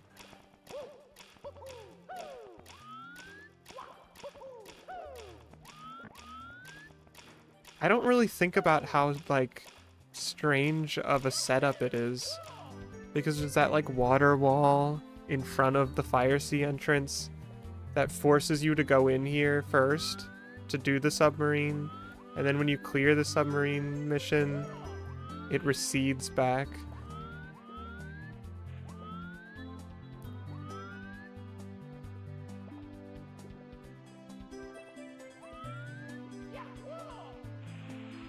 I remember I was doing this without the poles even existing in the level because it was still submarine mode. Which is why this has to be, like, messed up, because the poles don't exist when you're doing the submarine mission. I'm positive of that, because I remember trying to do it without them. And doing crazy wall kicks and stuff.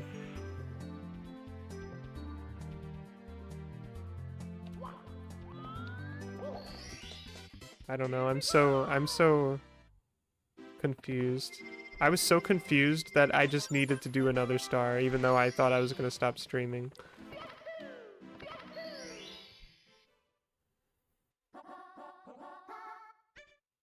I want to see the submarine.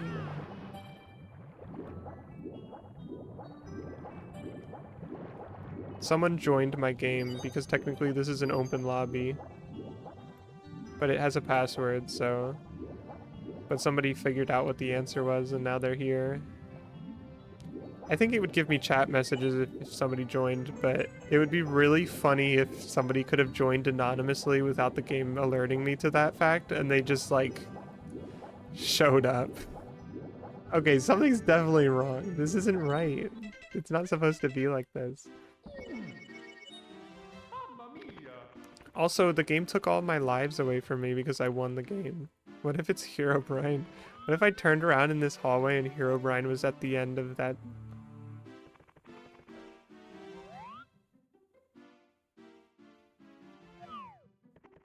I have the crazy effects on my screen too. I was kind of worried. I was trying to like tone down my effects a little bit because I felt like I was doing like a every copy of Mario 64 is personalized bit, and I didn't want to lean into that direction. So I kind of purposefully toned down my filters a little bit. But also, I mean, I don't know, it's not so bad to have my filters be a little more chilled out. And I say chilled out as if they aren't like doing crazy stuff to the colors in the game constantly right now. Mario is not a beta. I always forget the order on these chests. Case in point. I went against my instinct that time too, on purpose, because I thought about how I always get this wrong.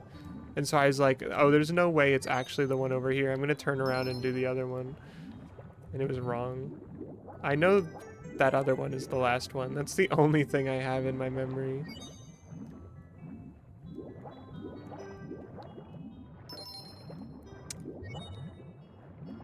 Jolly Roger Bay, though, I always remember that order of chests.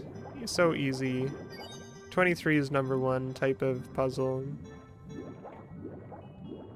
In terms of thing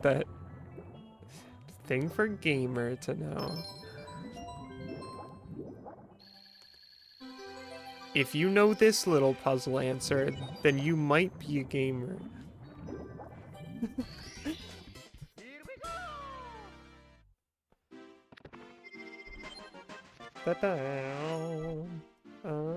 Chests in the current. Chests in the current. I didn't go to sleep yesterday until 4:30 in the morning. I feel like I could do that again if I'm not careful. I should probably force myself to go to sleep, actually, now that I think about it, because tomorrow's Sunday, and if I don't get a nice night's sleep for once, then I'm gonna have, like, a truly awful, like, disgustingly awful work week if I don't get to at least be a little bit, relaxed. Right now? But I want to go in the jet stream. I have to go in the jet stream. And before I started talking about my sleep, I thought I was going to say something else. But I don't remember what it was. Now I'm thinking about Luke Saward again. Oh, I was thinking about the order of the chests. Turn the console off, Raiden. That stuff was so crazy. I said it on stream, but I knew about the Colonel's, like, crash out and him being, like, a weird AI the whole time. I got spoiled about that, like, a billion years ago. But I didn't know all of what happens. It was so much more than I thought was gonna happen. And I was very pleasantly surprised because I thought that part was going to be underwhelming for me because I knew already. But they still got me.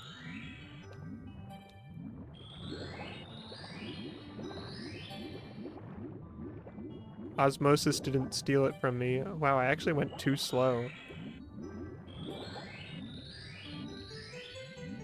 These rings look awesome. No! I'm full of it.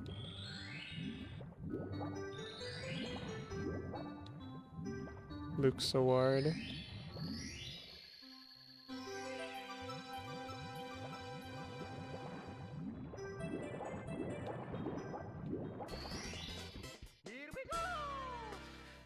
It's a good thing I didn't do stuff like that online because it would be kind of scary if my like full name was like something that people could say as a joke about a song in Mario 64. I don't even know if any of you even know what I'm talking about.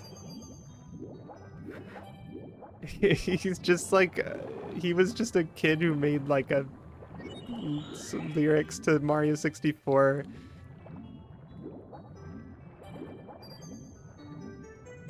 I don't even know if he did more than just this song or not. I just know that I've heard other people streaming Mario 64 talk about Luke Saward and his song. And I've like heard him briefly.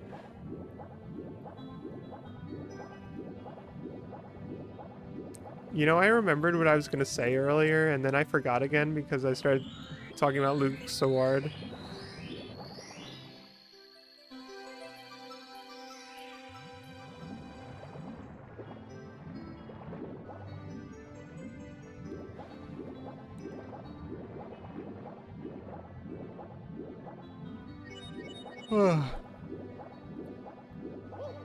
New Forest Temple.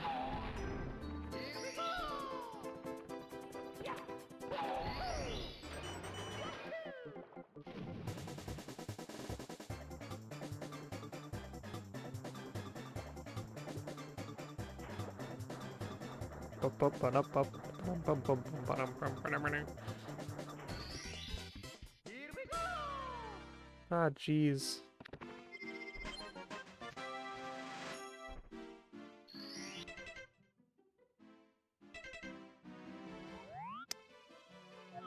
Oh, I remember. I was gonna say that in Mario Odyssey, there is an arrangement of 4 treasure chests. And it has the same exact solution as the Jolly Roger Bay treasure chest puzzle. Was it on purpose?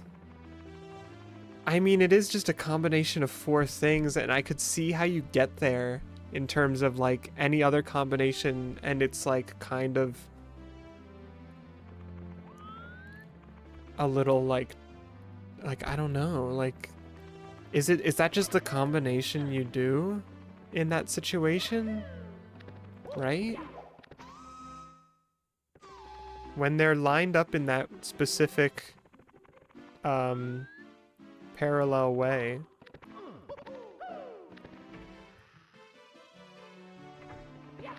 Parallel. Is that the right word? I don't know. But I remember I was so elated, honestly, when it worked. When I saw those treasure chests and I did it and it actually was correct.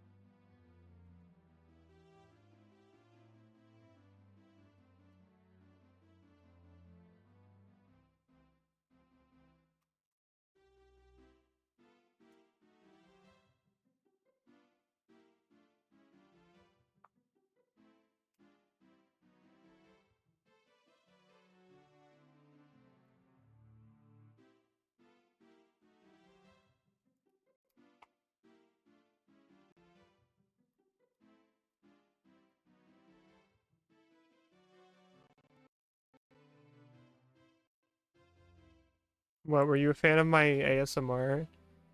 Of messing with things in the background?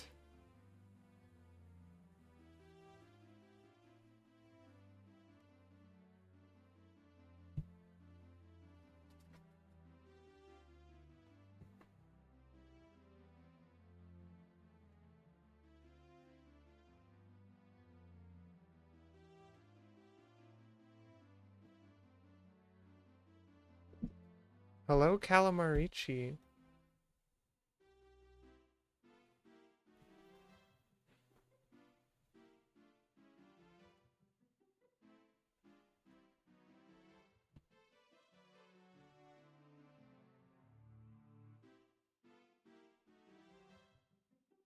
Where is this thing? I played a lot of Mario 64. What? You did it! You flipped them! They look really crazy like that, though.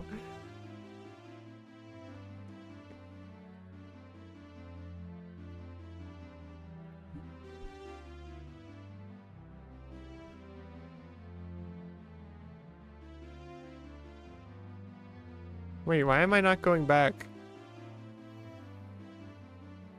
I can't stop being close. It's not working anymore. I'm stuck.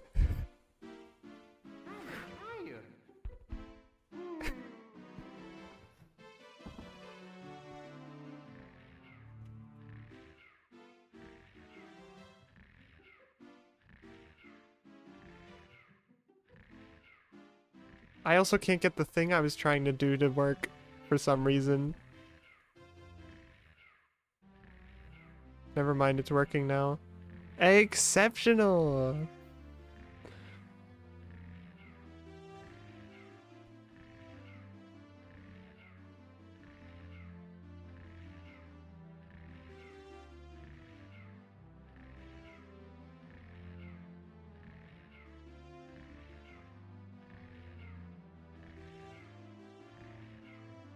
Oh, jeez.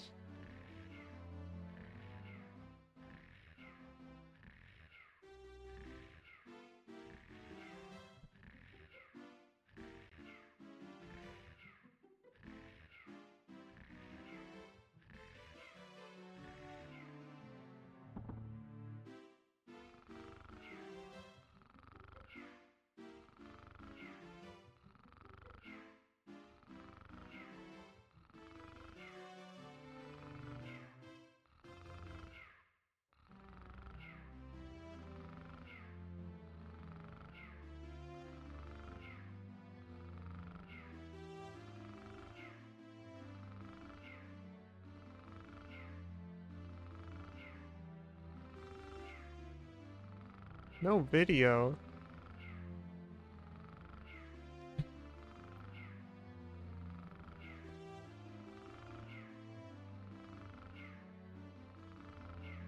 I don't know why I'm stuck.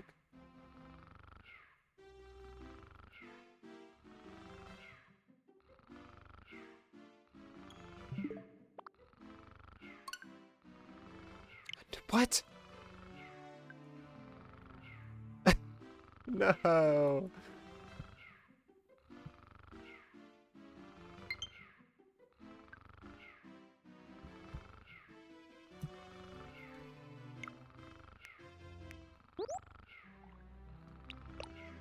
Take a crack at these games. Deltarune? Fantasy Life? Hollow Knight Silk Song? I guess I could see that. This one makes sense. Link's Awakening does have an egg. That's probably the best one we're gonna get. What Bollocks Pit? Super Mario Galaxy 2 does have Yoshi in it. Wait, look, you were talking about this. I guess she doesn't look as creepy as I thought she did. I guess I made that up in my head. She is still a bit realistic, though. in a way that unnerves me.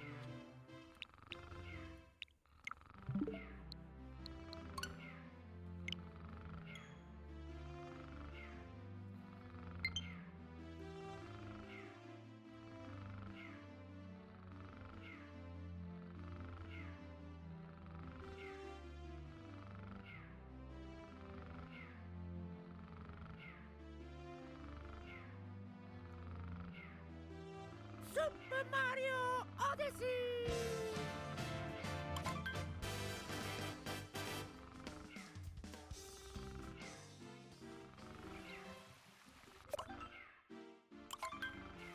I've completed everything in this game before, but I did also then decide to start a whole new game. Wait, look.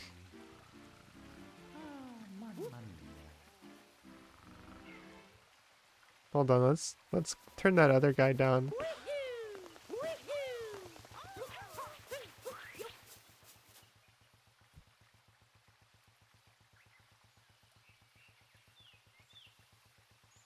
Whoa! Sorry, something's happening on my end. I just need the full screen.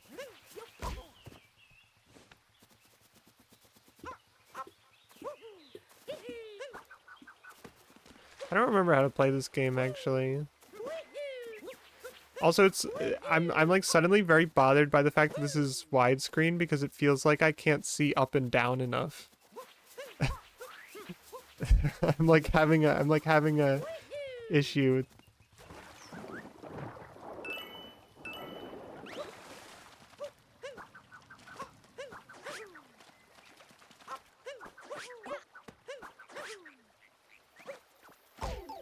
Mario Odyssey is a pretty good game.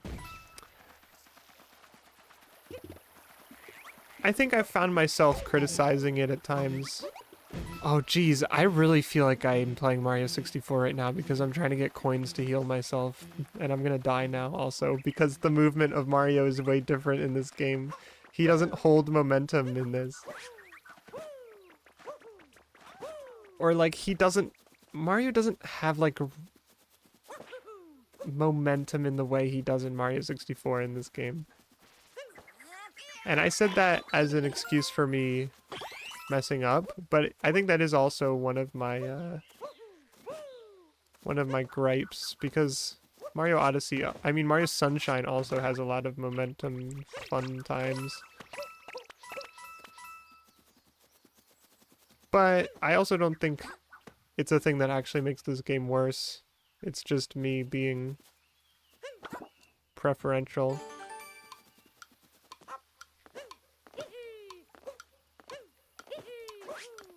In fact, I think the momentum in this game is still pretty great. I'm just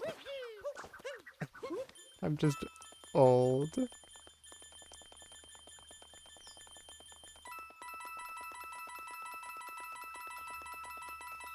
The game is still quite good.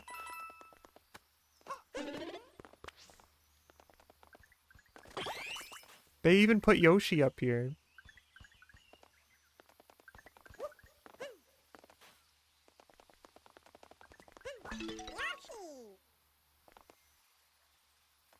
It's crazy that they don't let you ride him. It has to be this. Yeah, I remember Yoshi.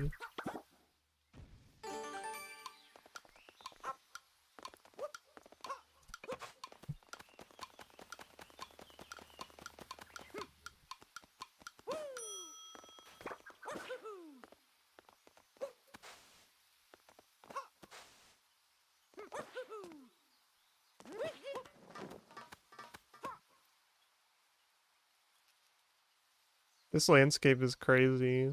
This is the Mushroom Kingdom. You can even see a desert over there, but it's also very funny how there's like nothing really out there. This isn't really what it looks like, is it?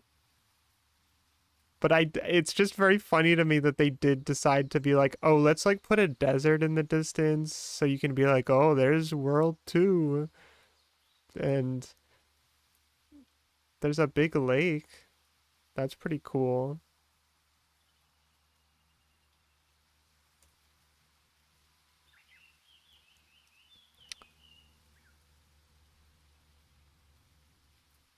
Also, Yoshi's house is over there.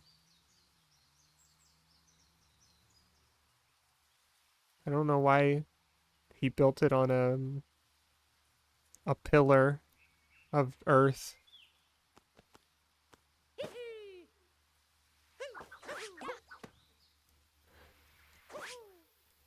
I don't actually remember where the treasure chests are.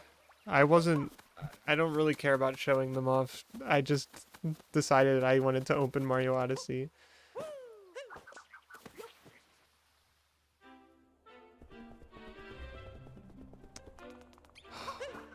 See, I don't care about the boss fights that are in these paintings that much. I mean, the bosses are cool in this game and all. Like, they're like fun little things. But, well, I don't know. I mean, they're kind of okay, I guess, actually, the more I think about it. Like, they're just okay. But the painting, like, this is so cool that they did this with the paintings and these rooms.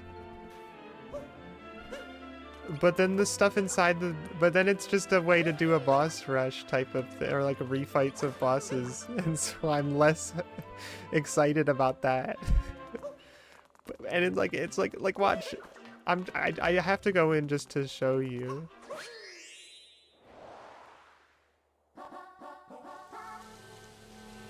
I'm such a sucker. I feel like such a sucker that I like it so much that it does that stuff.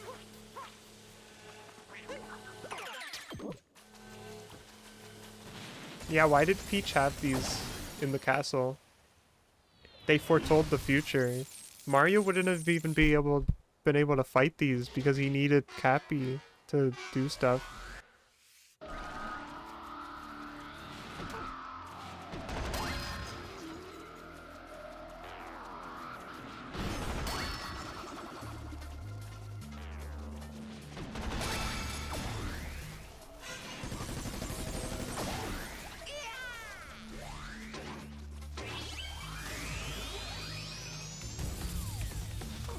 I actually think this is one of the fights I like more than others.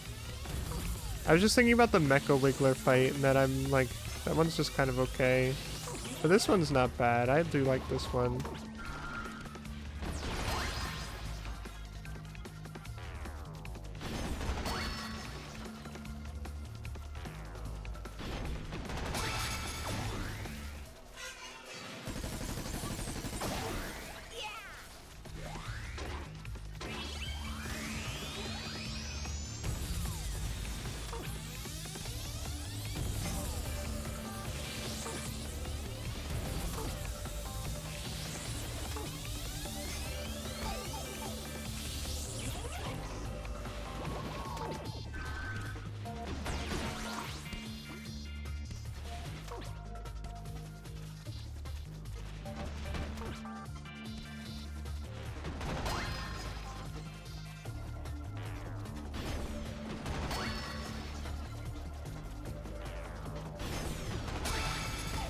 Ouch. Is it rule 3? Okay, good. I still don't know why I'm stuck being close up. I don't know what happened to me. Wait, I already did this? I was also hoping it would be a star. I want to get a star, like a real Mario star.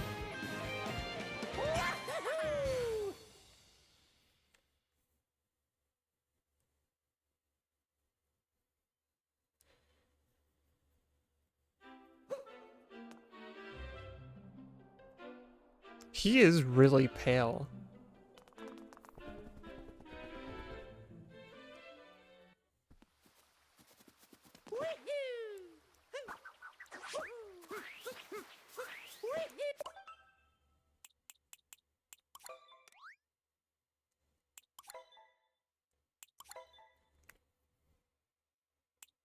Yeah, see, there's my other one.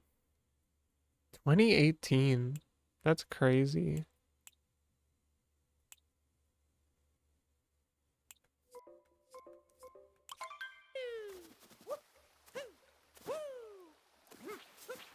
Yeah, I did everything in the game. You can get 999 moons without doing everything, I think.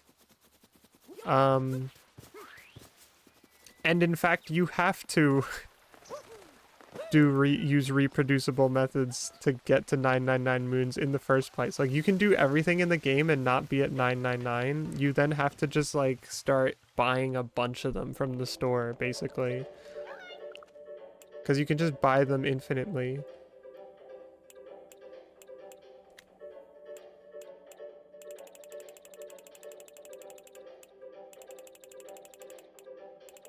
What the? Why is this so expensive?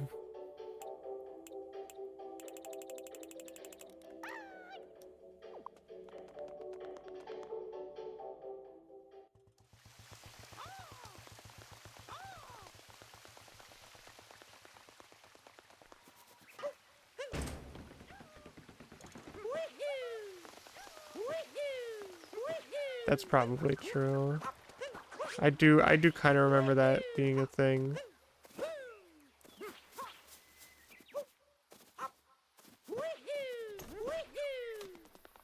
What's up?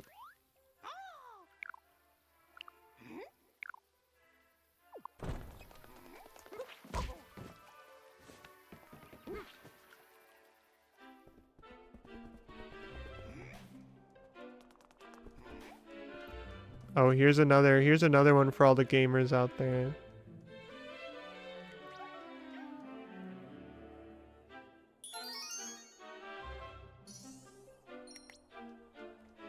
That's a cute one.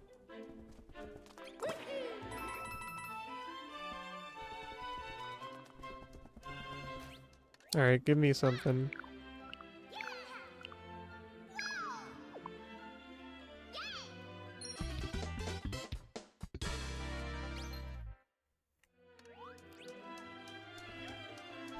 I think it's pretty messed up that they still just call them power moons even though they're power stars. There's like even some like dialogue of Cappy being like, oh, apparently power moons come in all shapes, different kinds of shapes. That's crazy. And I'm like, no! They're power stars! It feels to me like a weird Nintendo thing where they're like, well, we can't just start calling them something different. That would be confusing for the game if we started calling them power stars. They're still power moons. They still appear as power moons in the little display thing. We're still gonna call them that. Toadette would not call them power moons. Cappy can say it all he wants because that's what he knows, but Toadette would not be saying that stuff. I refuse to believe that. It's funny that Koopas only exist in Mario Odyssey in the form of races.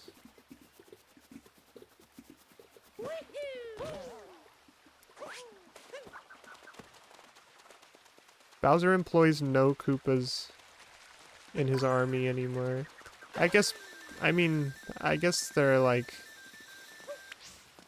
Hammer Brothers and Magic Koopas and stuff like that, but the tried and true Koopa? Uninvolved. There's one more place I want to go.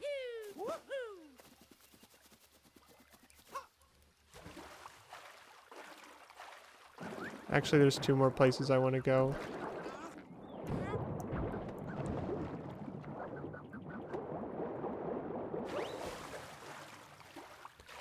I mean, it's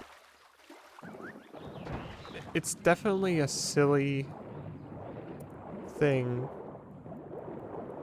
where it's like they're just doing it because it's the terminology of this game. And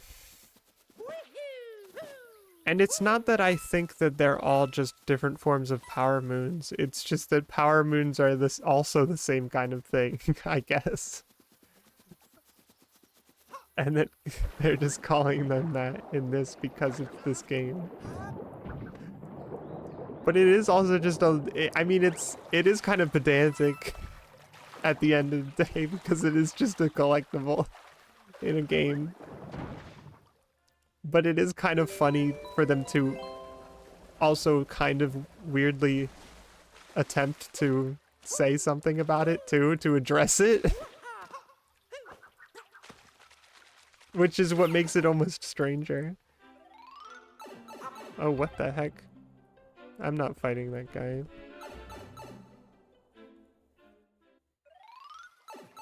I think Mario Odyssey is erasing Mario 64, I say, as I look like this.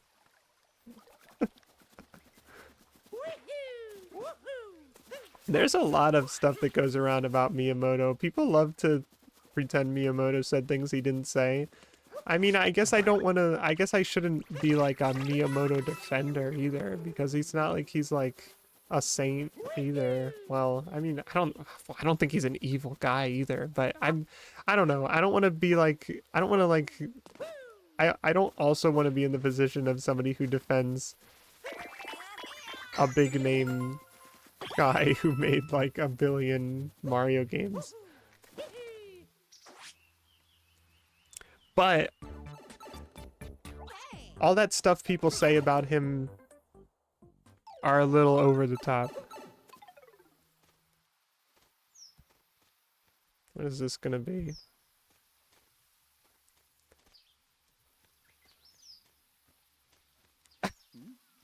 Mario 64 is a complete shit show of a coded game, held together by coding, duct tape, and prayers when it was released. It was horribly rushed, developed for hardware still being designed, and Nintendo was not ready to tackle 3D.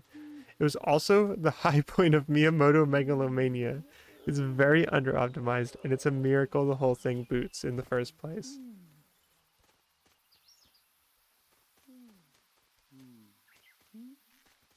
Miyamoto once said, "If you give your dev team chicken nuggies, they will gladly not have only pocket lint to eat." That feels like a statement that was generated for you to say. That doesn't, I don't even, I feel like I'm...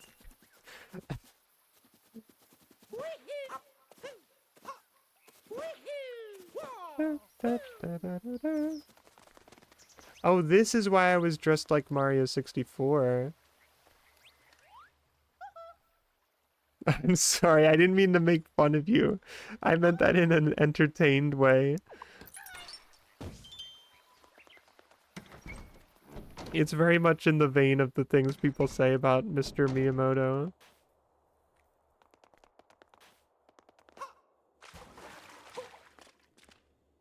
Look, it's Mario 64. This place is so weird to be in this game. It's so strange.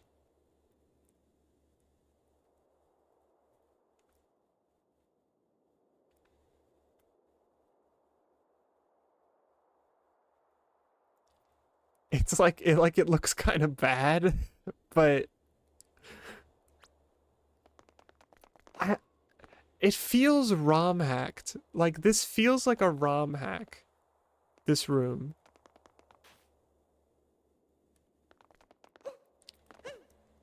This is a room that somebody modded into Mario Odyssey. It's so funny. Hold on, can I climb the trees? Yes, I can. Do they still do the thing?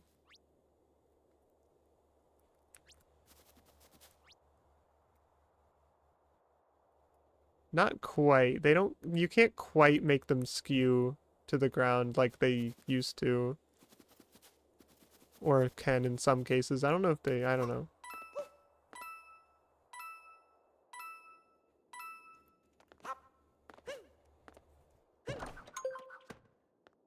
Whoa, that was an accident.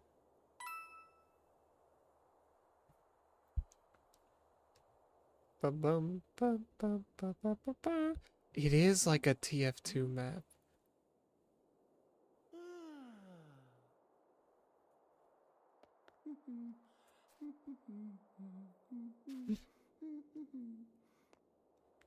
I'm still sorry, Dragonic dude, BT, that for your first time chat, I said it seemed like you made a generated message.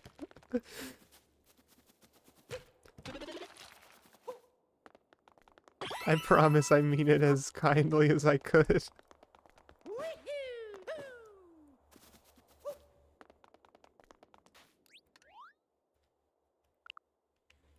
Jump and throw your cat ball in the air. And press CL and hold Y.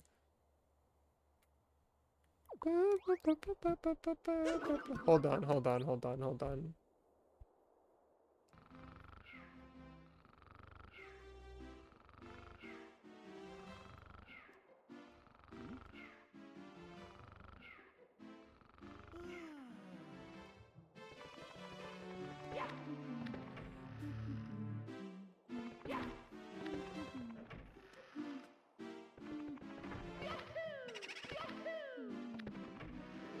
That's what we're about to find out, Mage. I have a guess that it's probably going to be very similar.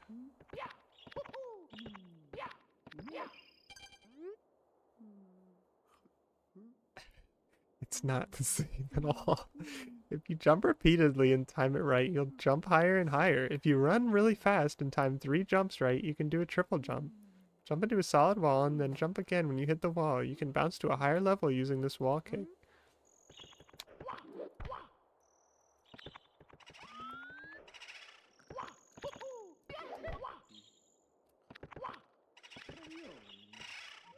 I know I have a billion filters on this game right now, but it is crazy. Like, the lighting is so nice. It's similar, yeah. I think the sign was sort of similar in the end.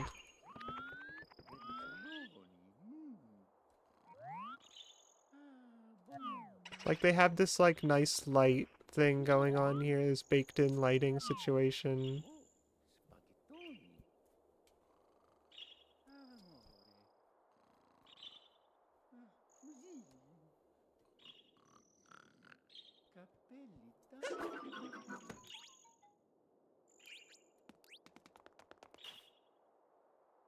The trees have shadows.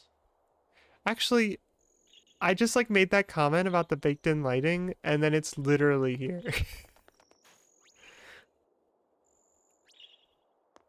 Hold on, hold on, hold on, hold on. I have an idea. I can do something here.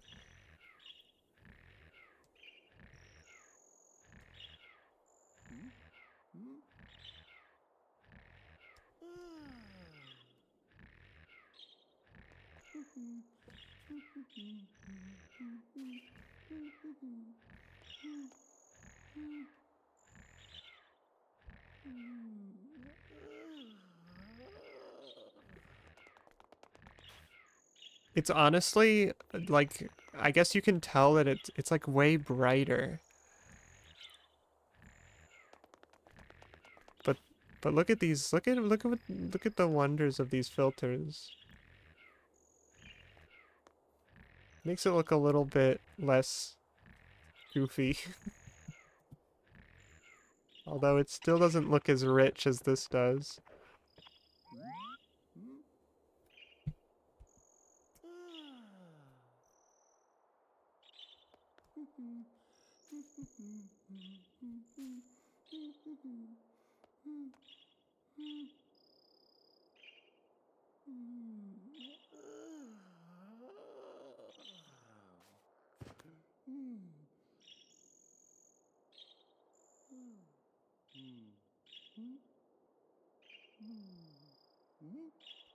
Mario's making so much noise. But it's endearing.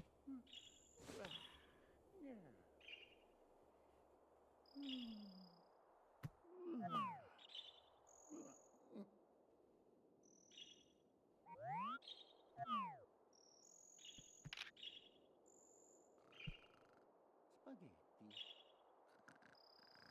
Ravioli. Mamma mia. Ah, fusilli bucati. Well, I don't know why I'm still close to the screen, but I guess that's just it for me.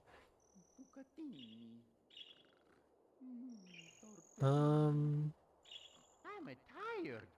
Lasagna travaglia. I didn't go to bed. I in fact did a lot of other things. Lasagna. Bucata. Oh, povete. Lasagna travaglia.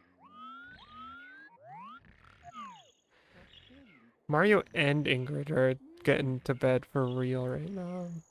So, Lasagna. I guess I will go to bed. Perbicelloni. Ah, macaroni. What the heck? Barbina. Oh, povete. Fettuccine. Sorry. Ah, Ah! bucatini. I'm just stuck like this. Macaroni. I really don't know why, Lasagna. Matrioncini. but it doesn't matter. Vermicelloni. Pizzi. Pizzi.